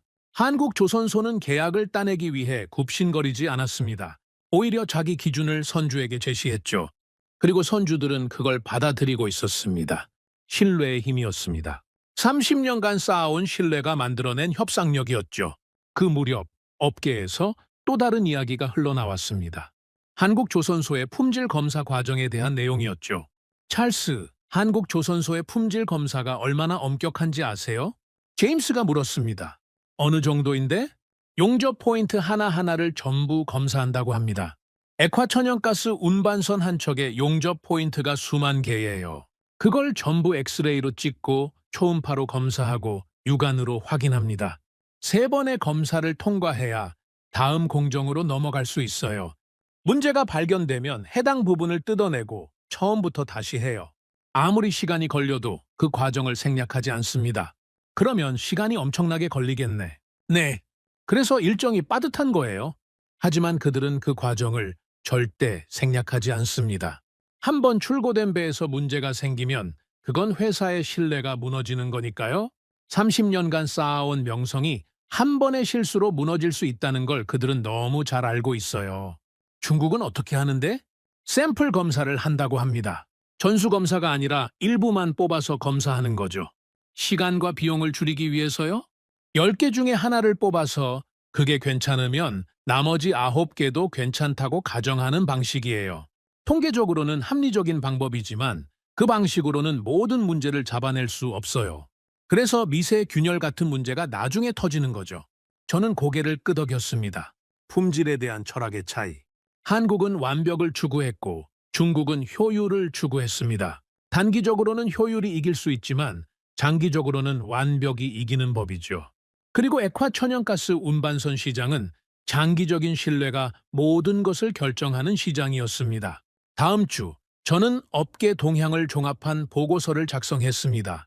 한국조선소의 내부 상황에 대한 내용을 정리하면서 저는 이런 결론을 내렸습니다. 한국조선소는 호황 속에서도 자만하지 않고 있다. 오히려 더 신중해지고 더 엄격해지고 있다. 그들은 주문을 무조건 받지 않고 자신들의 역량 범위 내에서만 계약을 체결한다. 선주들에게 먼저 조건을 제시하고 그 조건이 받아들여지지 않으면 계약을 거절한다. 이것이 그들의 신뢰를 더욱 공고하게 만들고 있다. 보고서 마지막에 저는 이렇게 적었습니다. 한국조선소는 조용할수록 무섭다. 그들은 자랑하지 않는다. 그냥 만든다. 그리고 그 결과물이 모든 것을 말해준다. 신뢰는 회의실이 아니라 도크에서 만들어진다. 한국은 그걸 30년간 증명해왔고 앞으로도 계속 증명할 것이다. 보고서를 마무리하고 저는 창밖을 바라봤습니다. 해가 지고 있었죠. 저 멀리 울산의 조선소에서는 지금도 용접 불빛이 반짝이고 있을 겁니다. 밤에도 멈추지 않고 묵묵히 배를 만들고 있겠죠. 그들은 세계가 주목하는지 아닌지에 관심이 없었습니다. 그냥 자기 일을 했습니다. 그리고 그게 그들을 최고로 만들었습니다. 워싱턴에서 흥미로운 소식이 흘러나오기 시작했습니다. 미국 정부가 조선업에 대한 전략을 재검토하고 있다는 이야기였죠. 처음에는 그냥 소문인 줄 알았습니다. 하지만 여러 경로에서 비슷한 내용이 들려오면서 저는 이게 단순한 루머가 아니라는 걸 깨달았습니다. 찰스, 미국 쪽에서 움직임이 심상치 않습니다. 제임스가 보고했습니다. 어떤 움직임인데? 미 해군과 에너지부가 공동으로 조선 관련 전략 검토에 들어갔다고 합니다. 내부적으로 상당히 심각한 논의가 진행 중인 것 같아요. 자국 조선 역량의 한계를 인정하고 동맹국과의 협력 방안을 모색하고 있다는 얘기가 돌고 있습니다. 동맹국이라면 구체적으로 어디를 말하는 거야? 한국입니다. 일본도 후보에 올랐지만 액화 천연가스 운반선 분야에서는 한국이 압도적이니까요. 미국 내부에서 한국 조선소와의 협력을 적극 검토하고 있다는 소문이 파다합니다. 저는 그 소식을 듣고 잠시 생각에 잠겼습니다. 미국이 움직이기 시작했다. 이건 단순한 무역 협상이 아니었습니다. 지정학적 재편이었죠. 며칠 후 저는 워싱턴에 있는 오랜 친구에게 전화를 걸었습니다. 마이크 윌슨, 미 해군 퇴역 대령 출신으로 지금은 국방 관련 컨설팅 회사를 운영하고 있는 친구였죠. 그는 워싱턴의 움직임에 대해 누구보다 잘 알고 있는 사람이었습니다. 마이크, 요즘 조선 관련해서 워싱턴이 시끄럽다던데 사실이야? 찰스, 오랜만이군. 사실이야? 상당히 심각한 논의가 진행 중이지. 내가 다 말해줄 수는 없지만 한 가지는 확실해. 미국은 자국 조선 역량의 한계를 인정했어. 한계라니 구체적으로 어떤 걸 말하는 거야? 마이크가 한숨을 쉬었습니다. 찰스, 미국은 군함은 만들 수 있어. 항공모함, 구축함, 잠수함. 이런 건 자국에서 만들지. 하지만 상선은 다른 문제야. 특히 액화천연가스 운반선 같은 고부가 가치 선박은 미국에서 만들 수 있는 조선소가 거의 없어. 기술도 부족하고 인력도 부족하고 경험도 부족해. 솔직히 말하면 미국 조선업은 상선 분야에서 거의 죽었다고 봐야 해. 그게 왜 문제가 되는 거야? 군함만 잘 만들면 되는 거 아닌가? 그렇게 단순하지 않아. 생각해봐. 전쟁이 나면 군함만 필요한 게 아니야. 연료를 실어 나르는 유조선, 물자를 운반하는 화물선, 그리고 액화천연가스를 운반하는 선박까지. 이런 것들이 없으면 군함도 움직일 수 없어. 바다에서 싸우려면 보급이 생명이거든. 그런데 미국은 그 보급선을 만들 능력이 없어. 전부 외국에서 사야 해. 저는 마이크의 말을 들으며 고개를 끄덕였습니다. 조선업이 안보가 되는 순간 배를 만드는 능력이 곧 국가의 전략적 가치가 되는 시대. 미국은 그걸 뒤늦게 깨달은 거였죠. 그래서 미국이 한국을 보고 있는 거야? 정확해. 미국 입장에서 선택지는 두 개야. 중국 아니면 한국? 그런데 중국은 당연히 안 되지. 적국한테 배를 맡길 수는 없으니까. 그러면 남는 건 한국뿐이야. 일본도 있지만 액화천연가스 운반선 분야에서는 한국이 압도적으로 앞서 있거든. 구체적으로 어떤 협력을 검토하고 있는 거야? 마이크가 잠시 침묵했습니다. 그리고 낮은 목소리로 말했죠. 이건 아직 확정된 게 아니니까 조심해서 들어. 미 해군 함정 정비 사업이 검토되고 있어. 태평양에 배치된 미국 군함들을 한국에서 정비하는 방안이야. 한국에서 미국 군함을 정비한다고? 그래. 지금 미국은 태평양에 엄청난 함대를 배치하고 있어. 중국을 견제하기 위해서지. 그런데 문제는 정비야. 군함은 정기적으로 점검하고 수리해야 하는데 본토까지 끌고 가려면 시간과 비용이 너무 많이 들어. 왕복하는 데만 몇 주가 걸리거든. 그 시간 동안 함대에 구멍이 생기는 거야. 작전 수행에 차질이 생길 수밖에 없지. 그래서 한국에서 정비하면 그 문제가 해결되는 거군. 마야. 한국은 지리적으로 완벽한 위치에 있어. 태평양 작전 구역에서 가깝고 조선 기술도 세계 최고 수준이지. 그리고 무엇보다 동맹국이야. 믿을 수 있는 나라라는 거지. 수십 년간 함께 싸워온 역사가 있으니까. 저는 전화를 끊고 생각에 잠겼습니다. 미국이 한국의 군함 정비를 맡긴다는 건 단순한 사업 계약이 아니었습니다. 신뢰의 표현이었죠. 자국 군함을 외국에 맡긴다는 건 그 나라를 전략적 파트너로 인정한다는 뜻이니까요. 며칠 후 화상회의를 통해 라시드, 에릭, 마이클과 이 소식을 공유했습니다. 미국이 한국과 조선 협력을 검토하고 있다는 소식이 있습니다. 아직 확정된 건 아니지만 방향은 명확해 보입니다. 라시드가 물었습니다. 그게 우리에게 어떤 영향을 미칩니까? 긍정적인 영향입니다. 미국이 한국 조선업을 전략적 자산으로 인정한다는 건 한국 조선소의 위상이 더욱 높아진다는 뜻이에요. 그리고 그건 곧 신뢰의 상승으로 이어집니다. 우리가 한국에 배를 맡기는 것도 더 안전해지는 거죠. 에릭이 끼어들었습니다. 하지만 미국 물량이 한국으로 몰리면 우리 물량은 밀리는 거 아닙니까? 이미 도크가 꽉 차 있다고 하지 않았습니까? 좋은 지적입니다.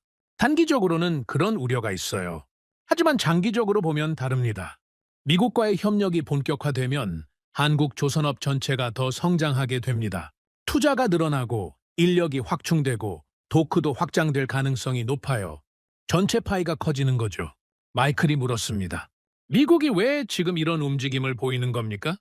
갑자기 조선업에 관심을 가지게 된 이유가 있습니까? 중국 때문입니다. 마두로 체포 이후 미중 갈등이 심화되면서 미국은 공급망 전체를 재검토하고 있어요. 반도체, 배터리, 그리고 조선업까지 중국에 의존하고 있던 모든 분야를 다시 점검하고 있는 겁니다. 특히 액화천연가스 운반선은 에너지 안보와 직결되는 분야예요.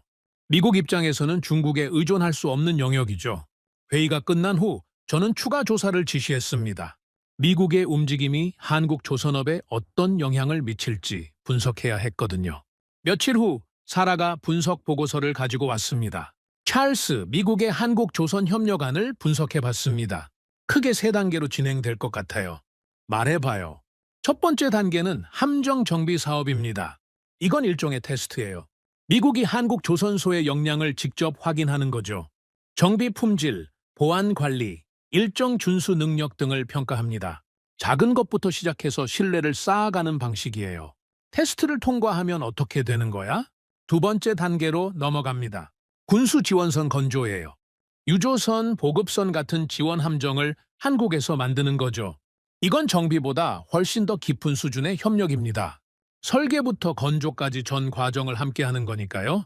기술 공유도 필요하고 보안 협약도 새로 맺어야 합니다. 세 번째는요.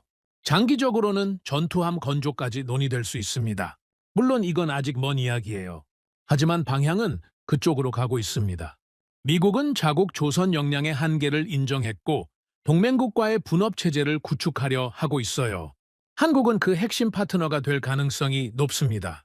저는 사라의 분석을 들으며 고개를 끄덕였습니다. 조선업이 더 이상 단순한 제조업이 아니라는 게 분명해지고 있었습니다. 동맹의 증거가 되고 있었죠. 배를 만드는 나라가 곧 믿을 수 있는 나라라는 공식이 성립하고 있었습니다. 그 무렵 업계에서 또 다른 소식이 흘러나왔습니다. 한국 조선소들의 실적이 예상을 뛰어넘고 있다는 이야기였죠. 찰스 한국 조선사들 실적이 장난 아니라고 합니다. 제임스가 말했습니다. 어느 정도인데? 척당 가격이 계속 오르고 있어요.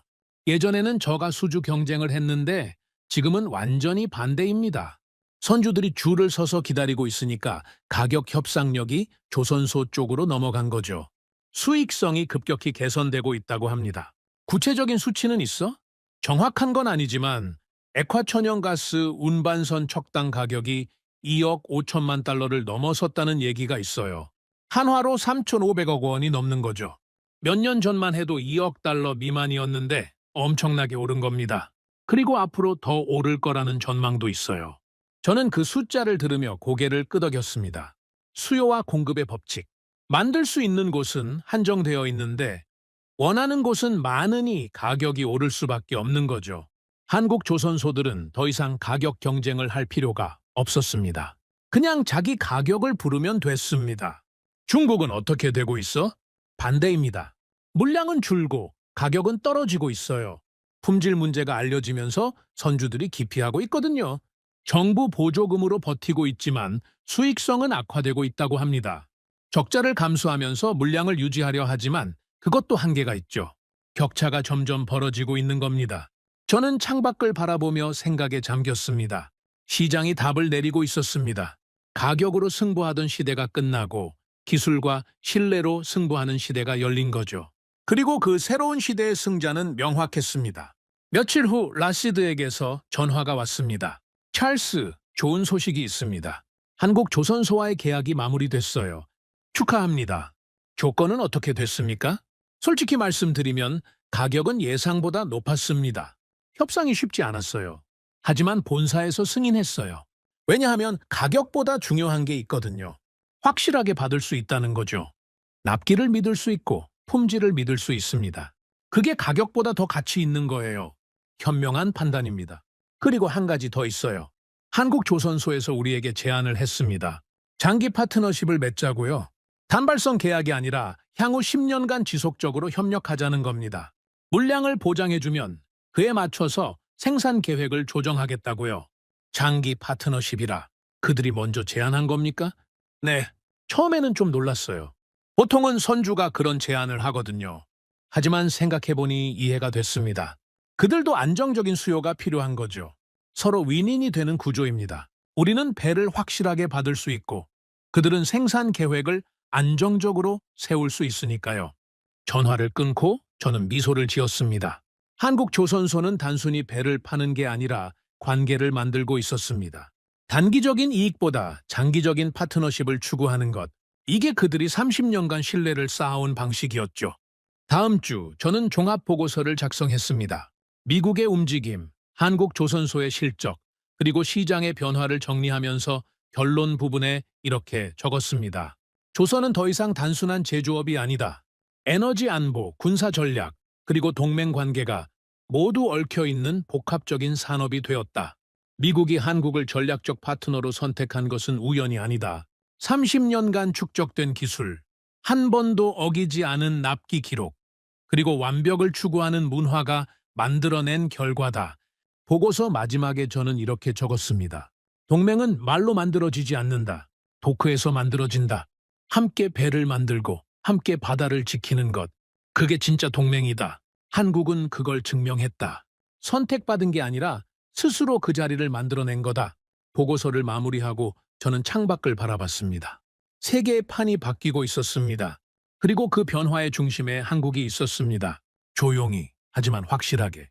워싱턴에서 폭탄 같은 소식이 터졌습니다. 트럼프 대통령이 중국 조선업에 대한 강경 발언을 했다는 이야기가 업계 전체로 퍼져나갔죠. 처음에는 반신반의했습니다. 하지만 여러 경로에서 같은 내용이 확인되면서 저는 이게 단순한 정치적 수사가 아니라는 걸 깨달았습니다. 찰스 트럼프가 중국 조선업을 직접 겨냥했습니다. 제임스가 급하게 사무실로 들어오며 말했습니다. 그의 손에는 뉴스 기사와 업계 분석 자료가 들려 있었죠. 어떤 내용인데? 중국 조선업을 사실상 봉쇄하겠다는 취지의 발언입니다. 안보를 명분으로 내세웠어요. 중국에서 건조된 선박들에 대한 제재를 검토하고 있다는 내용이 흘러나오고 있습니다. 금융 제한, 항만 접근 제한, 보험 조건 강화까지. 사실상 중국 조선업을 국제시장에서 고립시키겠다는 거죠. 저는 그 소식을 듣고 잠시 말을 잃었습니다. 예상은 했지만 이렇게 직접적으로 나올 줄은 몰랐거든요. 트럼프는 항상 예측 불가능한 사람이었지만 이번 움직임은 분명한 방향성을 가지고 있었습니다. 중국을 조선 시장에서 밀어내겠다는 거였죠. 시장 반응은 어때? 난립니다. 발언이 나온 직후부터 선주들 사이에서 비상 연락이 오가고 있어요. 중국 조선소와 계약을 맺은 곳들은 전부 재검토에 들어갔습니다. 보험사들도 움직이기 시작했고요. 중국 조선소 관련 리스크 등급이 또 올라갈 거라는 얘기가 돌고 있어요. 이미 일부 보험사는 중국 조선소 관련 신규 계약을 중단했다는 소문도 있습니다. 저는 창밖을 바라보며 생각에 잠겼습니다. 트럼프의 발언은 단순한 경고가 아니었습니다. 선전포고였죠. 그리고 그 선전포고의 진짜 수혜자가 누구인지는 명확했습니다. 며칠 후 저는 화상회의를 소집했습니다. 라시드, 에릭, 마이클이 화면에 나타났죠. 모두 긴장된 표정이었습니다. 트럼프 발언 이후 상황을 정리하겠습니다. 현재 시장은 빠르게 재편되고 있습니다. 라시드가 먼저 물었습니다. 찰스, 이게 실제로 실행될 가능성이 얼마나 됩니까? 트럼프가 말만 하고 안 하는 경우도 많지 않습니까? 좋은 질문입니다. 하지만 이번은 다릅니다. 왜냐하면 트럼프가 말하기 전에 시장이 이미 움직이고 있었거든요. 마두로 체포 이후 보험사들이 중국 조선소 리스크를 상향 조정했고 선주들이 이탈하기 시작했습니다. 트럼프 발언은 그 흐름에 불을 붙인 거예요. 가속화시킨 거죠. 이미 기울어진 운동장에 기름을 부은 겁니다. 에릭이 끼어들었습니다. 그러면 중국 조선업은 어떻게 됩니까? 완전히 무너지는 겁니까? 무너지지는 않을 겁니다. 중국 내수 시장이 있으니까요. 하지만 국제시장에서는 심각한 타격을 받을 겁니다. 특히 고부가 가치 선박 분야에서요. 액화천연가스 운반선 같은 배를 중국에서 만들어서 국제시장에 내놓기가 훨씬 어려워질 겁니다. 마이클이 물었습니다. 그러면 그 물량은 어디로 갑니까? 저는 잠시 침묵했습니다. 그리고 천천히 대답했죠. 한국입니다. 갈 곳이 거기밖에 없어요. 회의가 끝난 후 저는 최신 시장 데이터를 분석하기 시작했습니다. 숫자들을 살펴보는 순간 저는 눈을 의심했습니다. 상황이 예상보다 훨씬 더 극적으로 전개되고 있었거든요. 제임스, 이 숫자가 맞아? 네, 여러 번 확인했습니다. 올해 전 세계 액화천연가스 운반선 발주량이 115척을 넘어섰어요. 그리고 그중 대부분이 한국으로 갔습니다. 115척이라고? 네, 역대 최고 수준입니다. 그리고 이건 아직 끝난 게 아니에요. 발주 대기 중인 물량까지 합치면 훨씬 더 많아질 겁니다. 카타르, 노르웨이, 호주, 유럽 메이저 에너지 기업들이 전부 한국으로 몰리고 있어요. 저는 그 숫자를 바라보며 감탄했습니다. 115척. 이건 단순한 숫자가 아니었습니다. 선언이었죠? 전 세계가 한국을 선택했다는 선언. 더 이상 논쟁의 여지가 없었습니다. 척당 가격은 어떻게 되고 있어? 계속 오르고 있습니다. 지금 액화천연가스 운반선 척당 가격이 2억 6천만 달러를 넘어섰어요. 한화로 약 3,700억 원이죠. 몇 년 전만 해도 2억 달러가 안 됐는데 엄청나게 오른 겁니다. 저는 빠르게 계산을 해봤습니다. 115척 곱하기 3,700억 원. 단순 계산으로도 40조 원이 넘는 규모였습니다. 한 해 발주량만으로 이 정도라니 한국 조선업이 얼마나 거대한 부가가치를 창출하고 있는지 새삼 실감이 났습니다. 수익성은 어떻습니까? 그것도 좋아지고 있어요. 예전에는 저가 수주 경쟁 때문에 마진이 별로 없었는데 지금은 완전히 다릅니다. 가격을 선주가 아니라 조선소가 정하는 상황이니까요. 한국 조선사들의 영업이익률이 크게 개선됐다는 얘기가 돌고 있어요. 며칠 후 저는 한국의 김상무에게 전화를 걸었습니다. 김상무님, 요즘 상황이 어떻습니까? 김상무가 웃으며 대답했습니다. 하지만 그 웃음에는 피로가 묻어 있었죠. 호선 씨, 솔직히 말씀드리면 정신이 없습니다. 전화가 너무 많이 와서 업무를 볼 수가 없을 정도예요. 전 세계에서 배를 만들어 달라고 연락이 옵니다. 유럽, 중동, 호주, 심지어 미국에서도요. 하루에 수십 통씩 전화가 오는데 다 받을 수가 없어요. 트럼프 발언 이후로 더 심해졌습니까? 네, 확실히 가속이 붙었어요. 원래도 주문이 많았는데 이제는 감당이 안 될 정도입니다. 중국 쪽과 계약을 맺었던 선주들이 줄줄이 연락해오고 있어요. 계약을 취소하고 한국으로 오겠다는 거죠. 위약금을 물더라도 한국에서 받겠다는 분들도 있어요. 수용이 가능합니까? 김상무가 한숨을 쉬었습니다. 솔직히 어렵습니다. 도크가 이미 꽉 차 있거든요. 지금 계약하시면 배를 받을 수 있는 게 4년에서 5년 후예요. 그래도 기다리겠다고 합니다. 중국보다는 늦더라도 한국에서 받겠다는 거죠. 5년을 기다리더라도 확실하게 받는 게 낫다는 판단인 거예요. 그 정도로 신뢰가 있다는 뜻이죠. 가격 협상은 어떻게 되고 있습니까? 우리가 가격을 제시하면 선주들이 받아들입니다. 예전에는 깎아달라고 협상을 했는데 지금은 그런 게 없어요. 협상의 주도권이 완전히 우리 쪽으로 넘어왔습니다. 오히려 우리가 선주를 고르는 상황이에요. 누구와 장기적으로 파트너십을 맺을지 선택하는 거죠. 신뢰할 수 있는 파트너를 골라서 오래 함께 가는 게 우리 전략입니다. 김상무님, 한 가지 더 여쭤봐도 되겠습니까? 왜 한국만 이렇게 잘 되는 겁니까? 중국도 기술이 있고 일본도 기술이 있는데 왜 한국만 이 시장을 독점하는 겁니까? 김상무가 잠시 침묵했습니다. 그리고 천천히 말했죠. 호선 씨, 이건 기술의 문제만이 아닙니다. 물론 기술도 중요해요. 극저온 용접 기술은 우리가 30년간 개발해온 거고 아직 어느 나라도 따라오지 못하고 있죠. 하지만 그것만으로는 설명이 안 돼요. 그러면 뭡니까? 신뢰입니다. 우리는 지난 수십 년간 단 한 번도 납기를 어긴 적이 없어요. 계약서에 적힌 날짜 배를 인도했습니다. 품질 문제로 반송된 적도 거의 없고요. 선주들은 그걸 알아요. 한국에 맡기면 확실하게 받을 수 있다는 걸.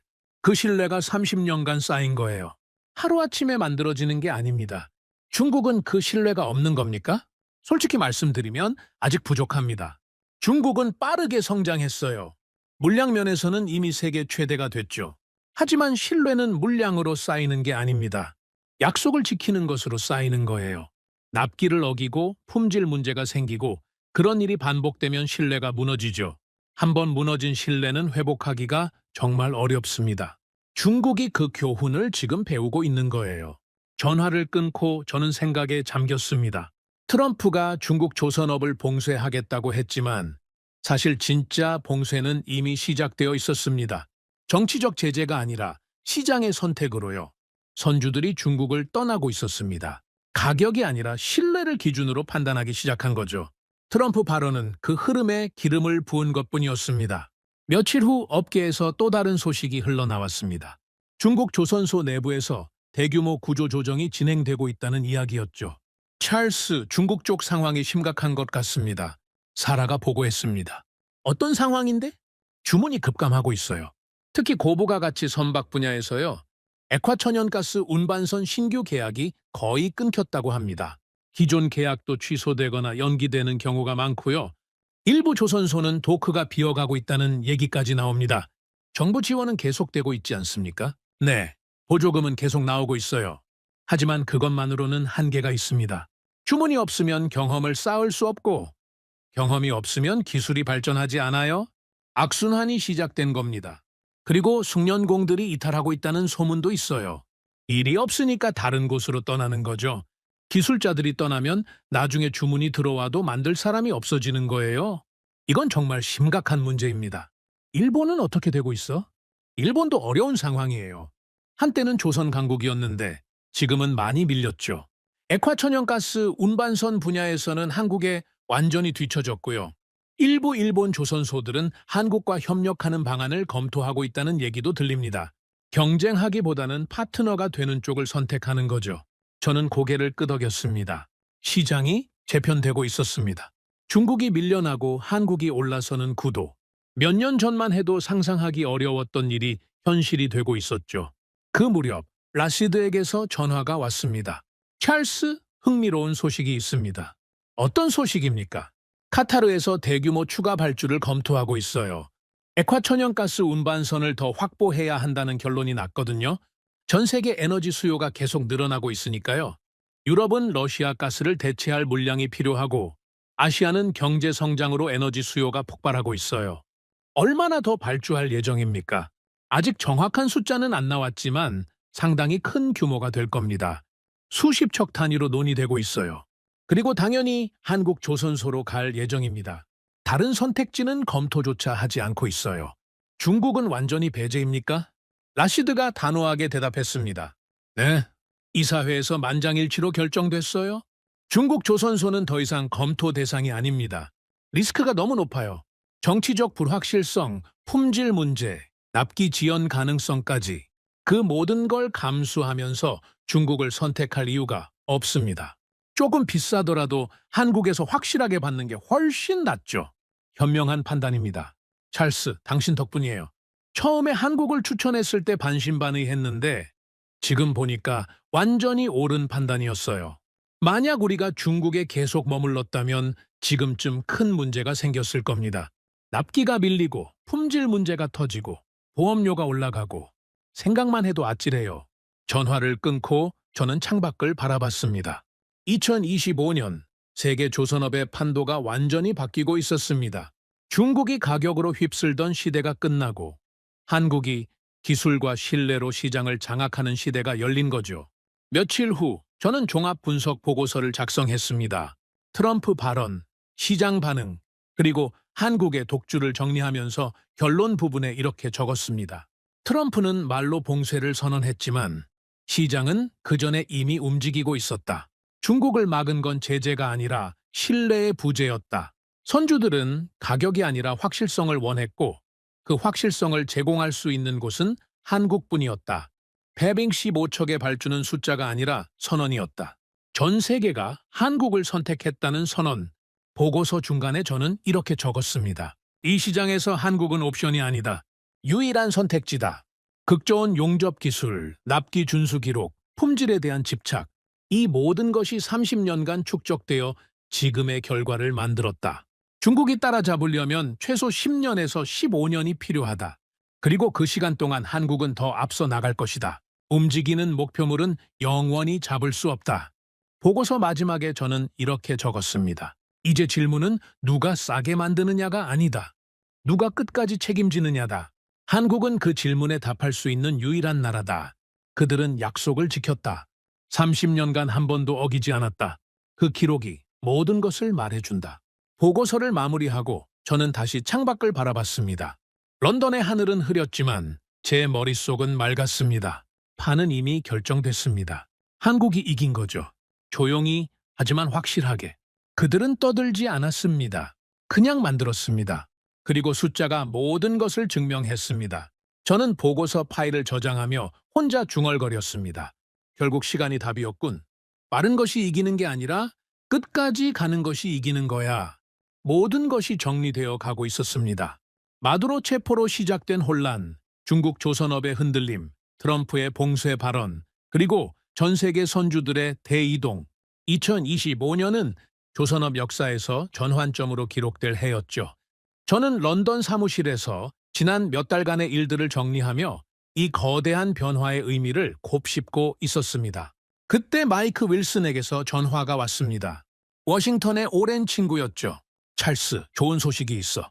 한국과의 협력이 본격화되고 있어. 어떤 협력인데? 함정 정비 사업이 구체화되고 있어. 미 해군이 한국 조선소에 정비를 맡기는 방안이 상당히 진전됐어. 내부적으로 거의 결론이 난 것 같아. 예상보다 빠르게 움직이고 있어. 저는 그 소식을 듣고 잠시 숨을 멈췄습니다. 예상은 했지만 이렇게 빨리 진행될 줄은 몰랐거든요. 구체적으로 어떤 수준의 협력이야? 처음에는 소규모로 시작할 거야. 태평양에 배치된 함정 몇 척의 정기 점검과 수리를 한국에서 진행하는 거지. 일종의 테스트야. 한국 조선소의 역량을 직접 확인하는 거지. 보안 관리 능력, 정비 품질, 일정 준수 능력을 모두 평가할 거야. 테스트를 통과하면 어떻게 되는 거야? 마이크가 잠시 침묵했습니다. 그리고 낮은 목소리로 말했죠. 규모가 커질 거야. 정비뿐만 아니라 개조, 업그레이드까지. 그리고 장기적으로는 신조함 건조도 논의될 수 있어. 물론 이건 아직 먼 이야기지만 방향은 그쪽으로 가고 있어. 펜타곤 내부에서도 한국과의 협력을 긍정적으로 보는 시각이 많아졌어. 미국이 자국 군함을 외국에서 만든다고? 그게 가능해? 가능해. 아니, 가능하게 만들어야 해. 미국 조선업의 현실을 알잖아. 군함은 만들 수 있지만 상선 분야는 거의 죽었어. 그리고 군함도 생산 능력에 한계가 있어. 중국이 엄청난 속도로 해군력을 키우고 있는데 우리는 그 속도를 따라가지 못하고 있어. 동맹국의 조선 역량을 활용하는 게 유일한 해법이야. 이건 선택이 아니라 필수야. 저는 전화를 끊고 생각에 잠겼습니다. 미국이 한국을 선택했다. 이건 단순한 사업 계약이 아니었습니다. 전략적 파트너십이었죠. 배를 만드는 나라가 곧 동맹의 핵심이 되는 시대, 조선업이 안보가 되는 시대, 그 중심에 한국이 있었습니다. 며칠 후 저는 화상회의를 통해 라시드, 에릭, 마이클과 이 소식을 공유했습니다. 미국과 한국의 조선 협력이 본격화되고 있습니다. 함정 정비 사업이 구체화되고 있어요. 라시드가 물었습니다.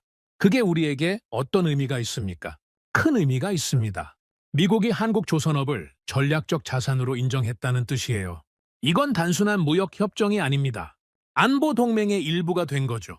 한국 조선소에 배를 맡기는 건 이제 경제적 선택일 뿐만 아니라 전략적으로도 올바른 선택이 됐습니다. 우리가 옳은 결정을 했다는 게 다시 한번 확인된 거예요. 에릭이 끼어들었습니다. 미국 물량이 한국으로 가면 우리 물량은 더 밀리는 거 아닙니까? 이미 4년에서 5년을 기다려야 한다고 하지 않았습니까? 단기적으로는 그런 우려가 있어요. 하지만 장기적으로 보면 다릅니다. 미국과의 협력이 본격화되면 한국 조선업 전체가 더 성장하게 됩니다. 투자가 늘어나고 인력이 확충되고 토크도 확장될 가능성이 높아요. 전체 파이가 커지는 겁니다. 그리고 우리는 이미 장기 파트너십을 맺었으니까 그 안에서 우선순위를 확보할 수 있어요. 마이클이 물었습니다. 한국 조선소들은 이 상황을 어떻게 받아들이고 있습니까? 주문이 너무 많아서 힘들다고 하지 않았습니까? 맞습니다. 힘든 건 사실이에요. 하지만 그들은 이 기회를 잘 활용하고 있습니다. 무리하게 물량을 늘리지 않고 품질을 유지하면서 선별적으로 계약을 체결하고 있어요. 그리고 미국과의 협력은 단순히 물량의 문제가 아닙니다. 위상의 문제죠. 미국 해군의 신뢰를 얻는다는 건 전 세계 한국 조선업의 역량을 증명하는 거예요. 이보다 더 좋은 마케팅은 없습니다. 회의가 끝난 후 저는 한국의 김 상무에게 전화를 걸었습니다. 김 상무님, 미국과의 협력 소식을 들었습니다. 축하드립니다. 김 상무가 조심스럽게 대답했습니다. 호선 씨, 감사합니다. 하지만 아직 갈 길이 멀어요. 이제 시작일 뿐입니다. 기뻐하기엔 너무 이릅니다. 어떤 점이 가장 어렵습니까? 기대치 관리예요? 전 세계가 우리를 주목하고 있는데 그 기대에 부응해야 합니다.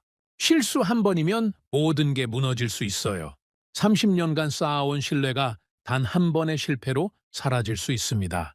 그래서 우리는 더 긴장하고 있어요. 호황일수록 더 조심해야 합니다. 자만하는 순간 무너지는 거예요? 미국과의 협력은 어떻게 준비하고 계십니까? 보안 체계를 강화하고 있습니다. 미국 군함을 다루려면 엄격한 보안 기준을 충족해야 하거든요. 미국 측에서 요구하는 수준이 상당히 높아요. 그리고 기술 인력도 추가로 확보하고 있어요. 미국 해군의 요구 사항은 일반 상선과는 차원이 다르니까요. 시스템도 장비도 규격도 전부 달라요. 하지만 자신 있습니다. 우리가 30년간 쌓아온 역량이면 충분히 해낼 수 있어요. 실적은 어떻습니까? 올해 성과가 좋다고 들었습니다. 김상무가 잠시 숨을 고르더니 대답했습니다.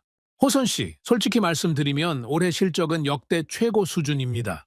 수주 장호가 사상 최대치를 기록했고 수익성도 크게 개선됐어요.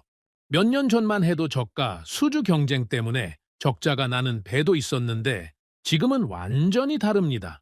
가격 결정권이 우리한테 있으니까요. 구체적인 숫자를 알 수 있을까요? 액화천연가스 운반선 기준으로 척당 2억 6천만 달러를 넘어섰습니다. 한화로 약 3,700억 원이죠. 그리고 올해 발주량이 115척을 넘었어요. 대부분 우리 한국 조선사 3곳이 나누어 가졌습니다. 단순 계산으로도 수십조 원 규모의 수주입니다. 이런 해는 처음이에요. 저는 그 숫자를 들으며 감탄했습니다. 115척, 척당 3,700억 원. 단순 계산으로도 40조 원이 넘는 규모였습니다. 한국 조선업이 얼마나 거대한 부가가치를 창출하고 있는지 새삼 실감이 났습니다. 김상무님, 한 가지 더 여쭤봐도 되겠습니까? 이번 일을 통해 한국 조선업이 어디까지 갈 수 있다고 보십니까? 김상무가 잠시 침묵했습니다. 그리고 천천히 말했죠. 호선 씨, 저는 이렇게 생각합니다. 조선업은 단순히 배를 만드는 산업이 아니에요. 국가의 역량을 보여주는 산업이죠. 기술력, 품질 관리 능력, 납기 준수 능력, 그리고 신뢰. 이 모든 게 조선업에 담겨 있습니다. 한국이 이 분야에서 세계 최고가 됐다는 건 한국이라는 나라가 그만큼 성장했다는 뜻이에요. 동의합니다. 그리고 이건 끝이 아니라 시작이에요. 지금 우리가 만들고 있는 배들은 앞으로 20년, 30년간 바다를 누빌 겁니다.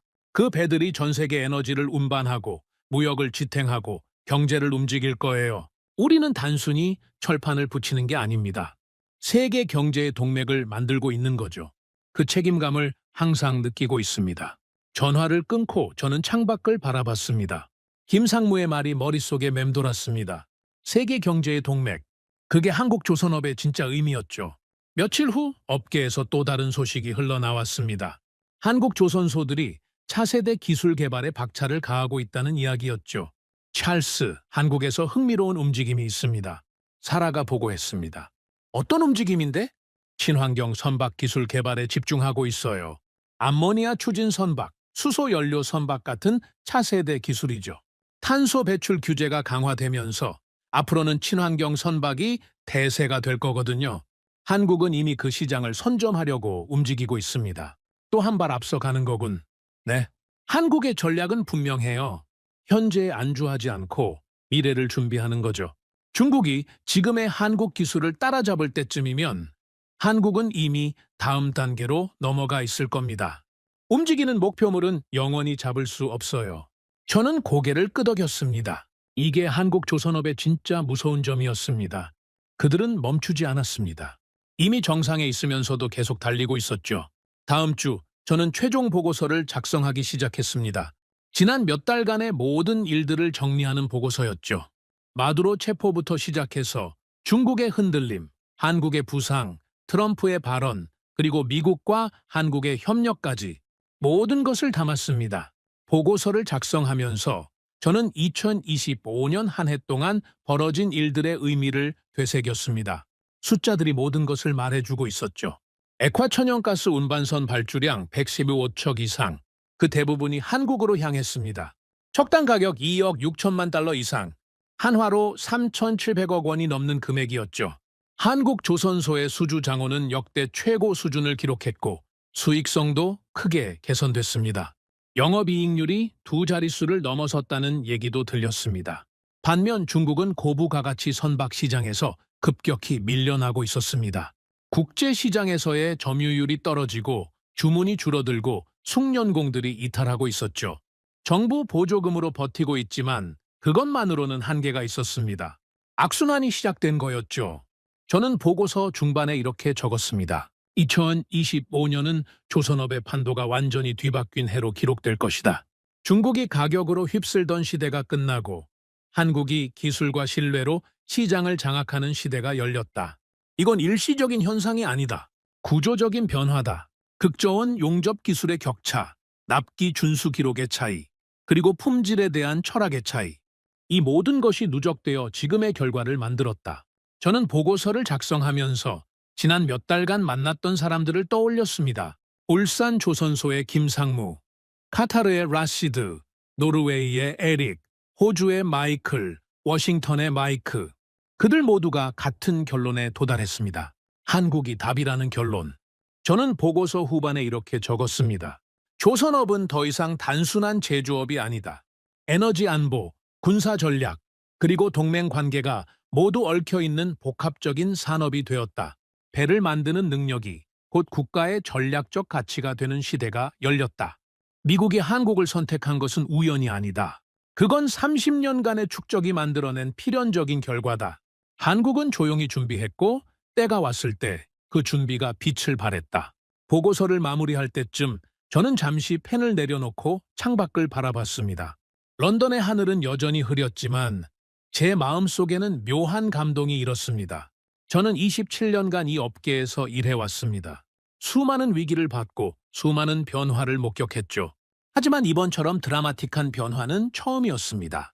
한 나라가 조용히 묵묵히 30년간 기술을 쌓아 올리고 마침내 세계의 정상에 서는 모습, 그건 정말 대단한 일이었습니다.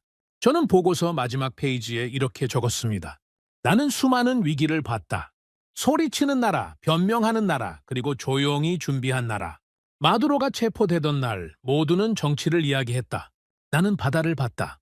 누가 끝까지 배를 완성할 수 있는지, 누가 약속을 숫자로 지킬 수 있는지, 115척의 액화천연가스 운반선, 미국의 선택, 2025년의 기록은 하나의 답을 가리켰다. 한국이었다. 그들은 빠르지 않았다. 하지만 깊었다. 30년간 한 우물을 팠고 한 번도 약속을 어기지 않았다. 그 기록이 신뢰가 됐고 그 신뢰가 오늘의 결과를 만들었다. 이제 질문은 누가 싸게 만드느냐가 아니다. 누가 끝까지 책임지느냐다. 한국은 그 질문에 답할 수 있는 유일한 나라다. 조선의 판이 바뀌었다. 그리고 그 판의 중심에 한국이 있다. 선택받은 게 아니라 스스로 그 자리를 만들어낸 거다. 보고서를 저장하고 저는 의자에 깊이 기대앉았습니다. 모든 것이 끝났습니다. 아니, 모든 것이 시작됐습니다. 저는 창밖을 바라보며 혼자 중얼거렸습니다. 한국을 선택한 건 감정이 아니었다. 그건 살아남기 위한 결정이었다. 하지만 결과적으로 그건 가장 현명한 결정이기도 했다. 런던의 밤이 깊어가고 있었습니다. 하지만 저 멀리 울산의 조선소에서는 지금도 불빛이 반짝이고 있을 겁니다. 밤에도 멈추지 않고 묵묵히 배를 만들고 있겠죠. 그들은 세계가 주목하는지 아닌지에 관심이 없습니다. 그냥 자기 일을 합니다.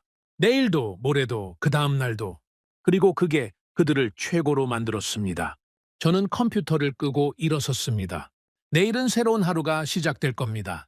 새로운 계약, 새로운 협상, 새로운 도전들이 기다리고 있겠죠. 하지만 한 가지는 확실했습니다. 이 바다에서 한국은 이미 답을 증명했습니다. 그리고 그 답은 앞으로도 변하지 않을 겁니다. 조용히, 하지만 확실하게. 한국은 그렇게 세계의 바다를 움직이고 있었습니다. 오늘의 사연은 여기까지입니다. 구독과 좋아요는 영상 제작에 아주 큰 힘이 됩니다. 지금까지 감동테라스 저는 소희였습니다. 오늘도 우리 구독자님들의 가정에 따뜻한 행복이 가득하시길 진심으로 바라겠습니다. 긴 영상 끝까지 시청해주셔서 정말 감사합니다. 내일 더 좋은 이야기로 찾아뵙겠습니다. 감사합니다.